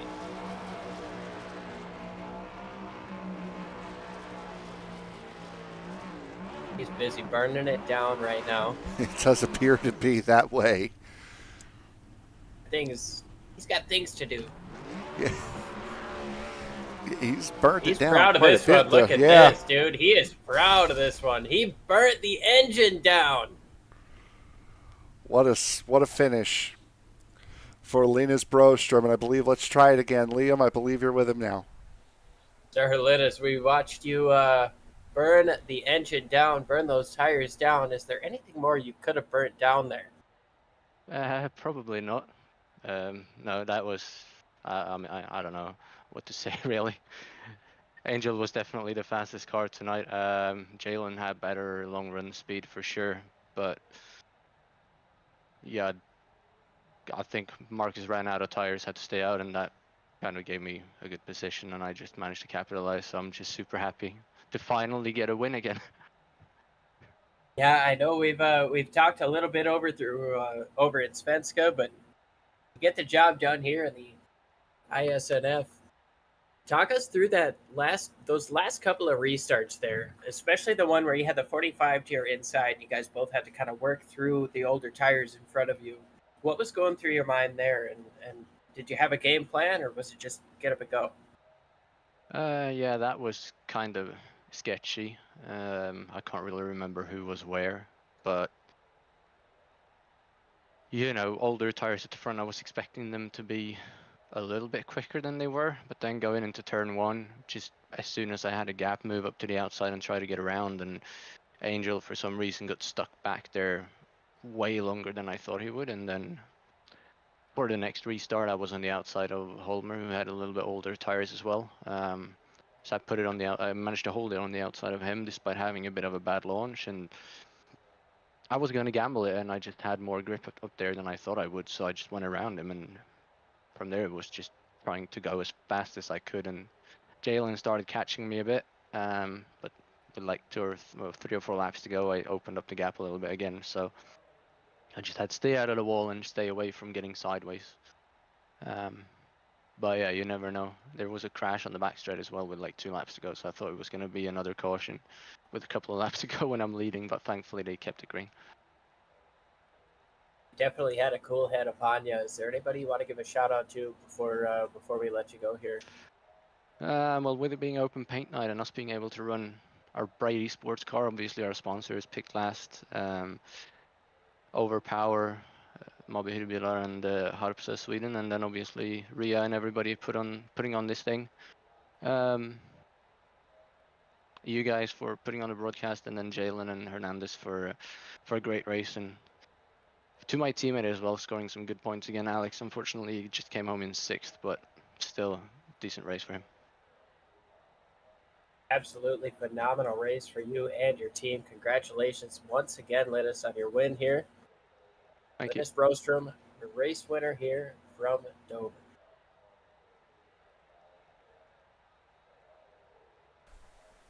So that will be that would be Linus Brostrom. Let's now go to our second place finisher here today. That would be Jalen Battle. Jalen, you got us?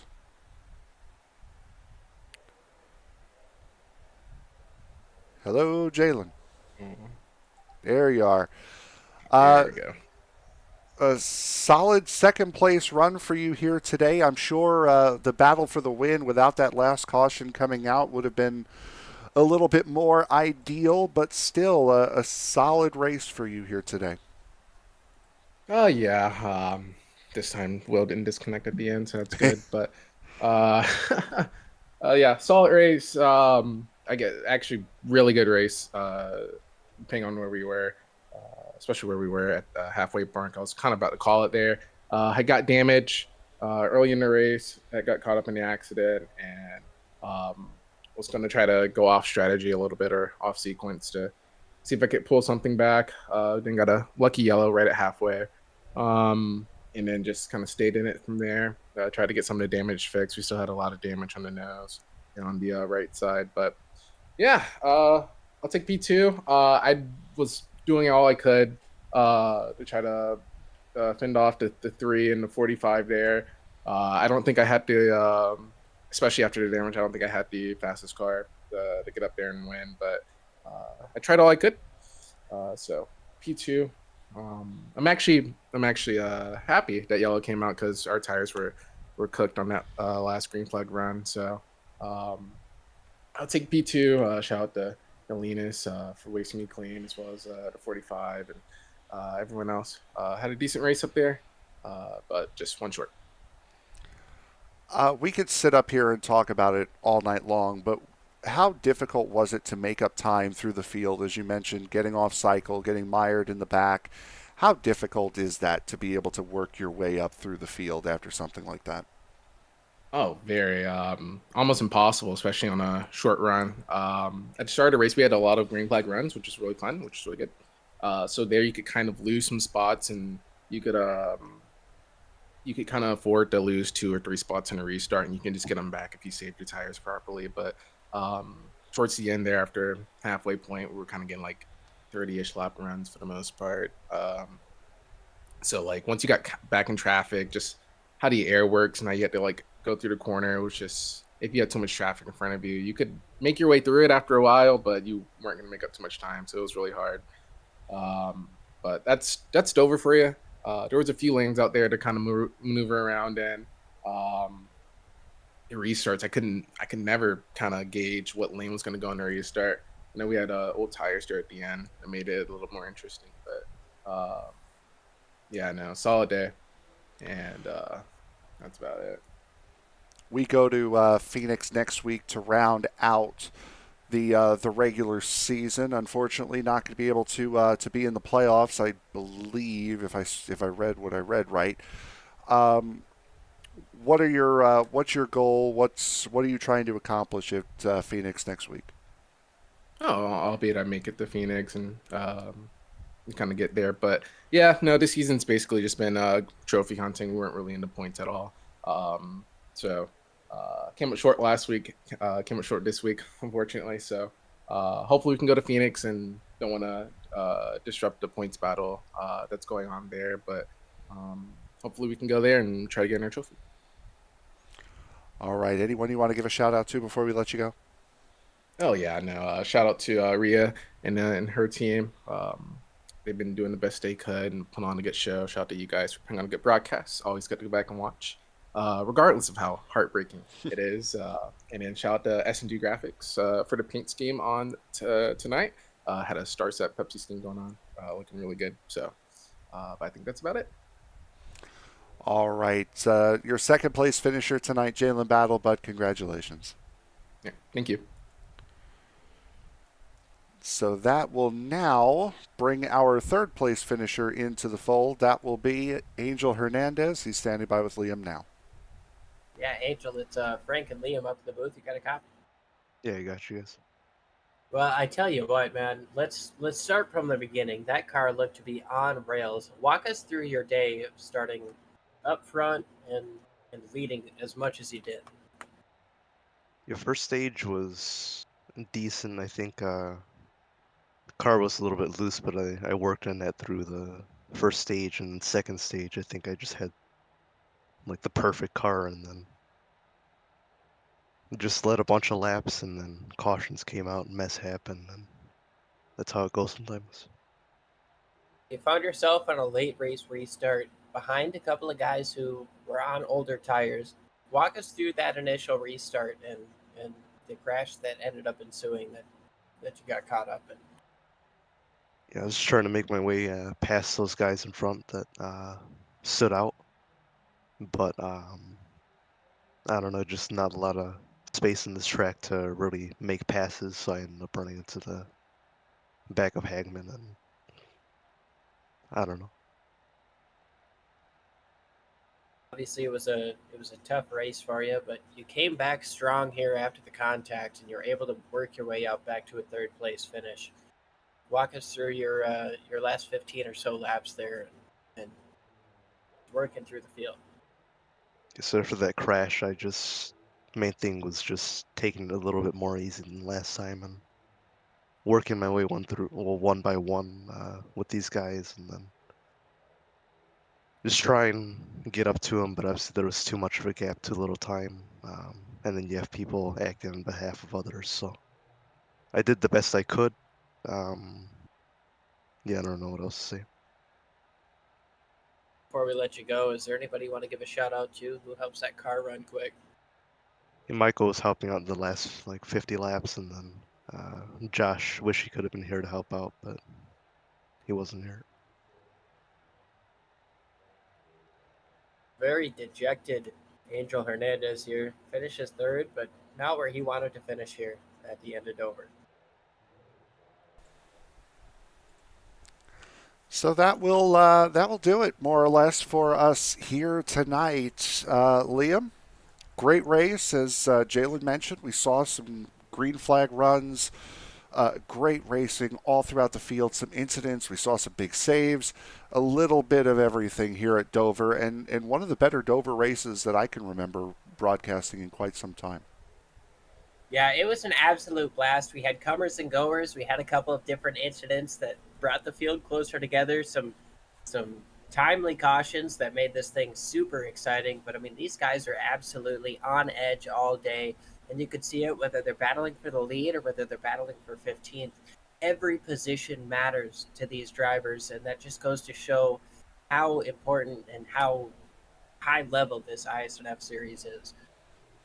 Yep, absolutely. And again, we close out the regular season at Phoenix next week. But before we do that, let's take a look at the finishing results here for tonight's race. Linus Brostrom takes his first win of the season and locks himself in to the championship playoffs. Jalen Battle, Angel Hernandez, Joey Maines coming home P4, Christian Delgado coming home in P5, Alexander Arilson, Marcus Hagman, Daniel Holmer, Chris Smith, and Daniel Solo rounding out your top 10. Nathan Christensen, James Bowles, Cody McCorkle, Michael Iskander, and Bob Wyckoff, your top half of the field tonight. Rhea Ferris, Charles Robertson, Dylan Simmons, Brad Brettschneider, and Shane Posey, your top 20. William Britton, Michael Gervey, Jared McCauley, Chris Van Maastricht, and Isaac Wilson to 25th. Bjorn Brostrom, Matt Metler, Tim Collins, and Brian Treadwell and round out the field from the drivers that started this race. Rosa Laszlo did not start the race. He will come home in the 30th position. So that will do it for us here tonight. We will see you all next week from Phoenix Raceway. There it was. From Phoenix Raceway, for my broadcast partner, Liam Ervik, I'm Frank Marchese. Thank you very much for making us a part of your evening. And remember, as you walk down the road of life, please don't play in traffic. Good night, everybody.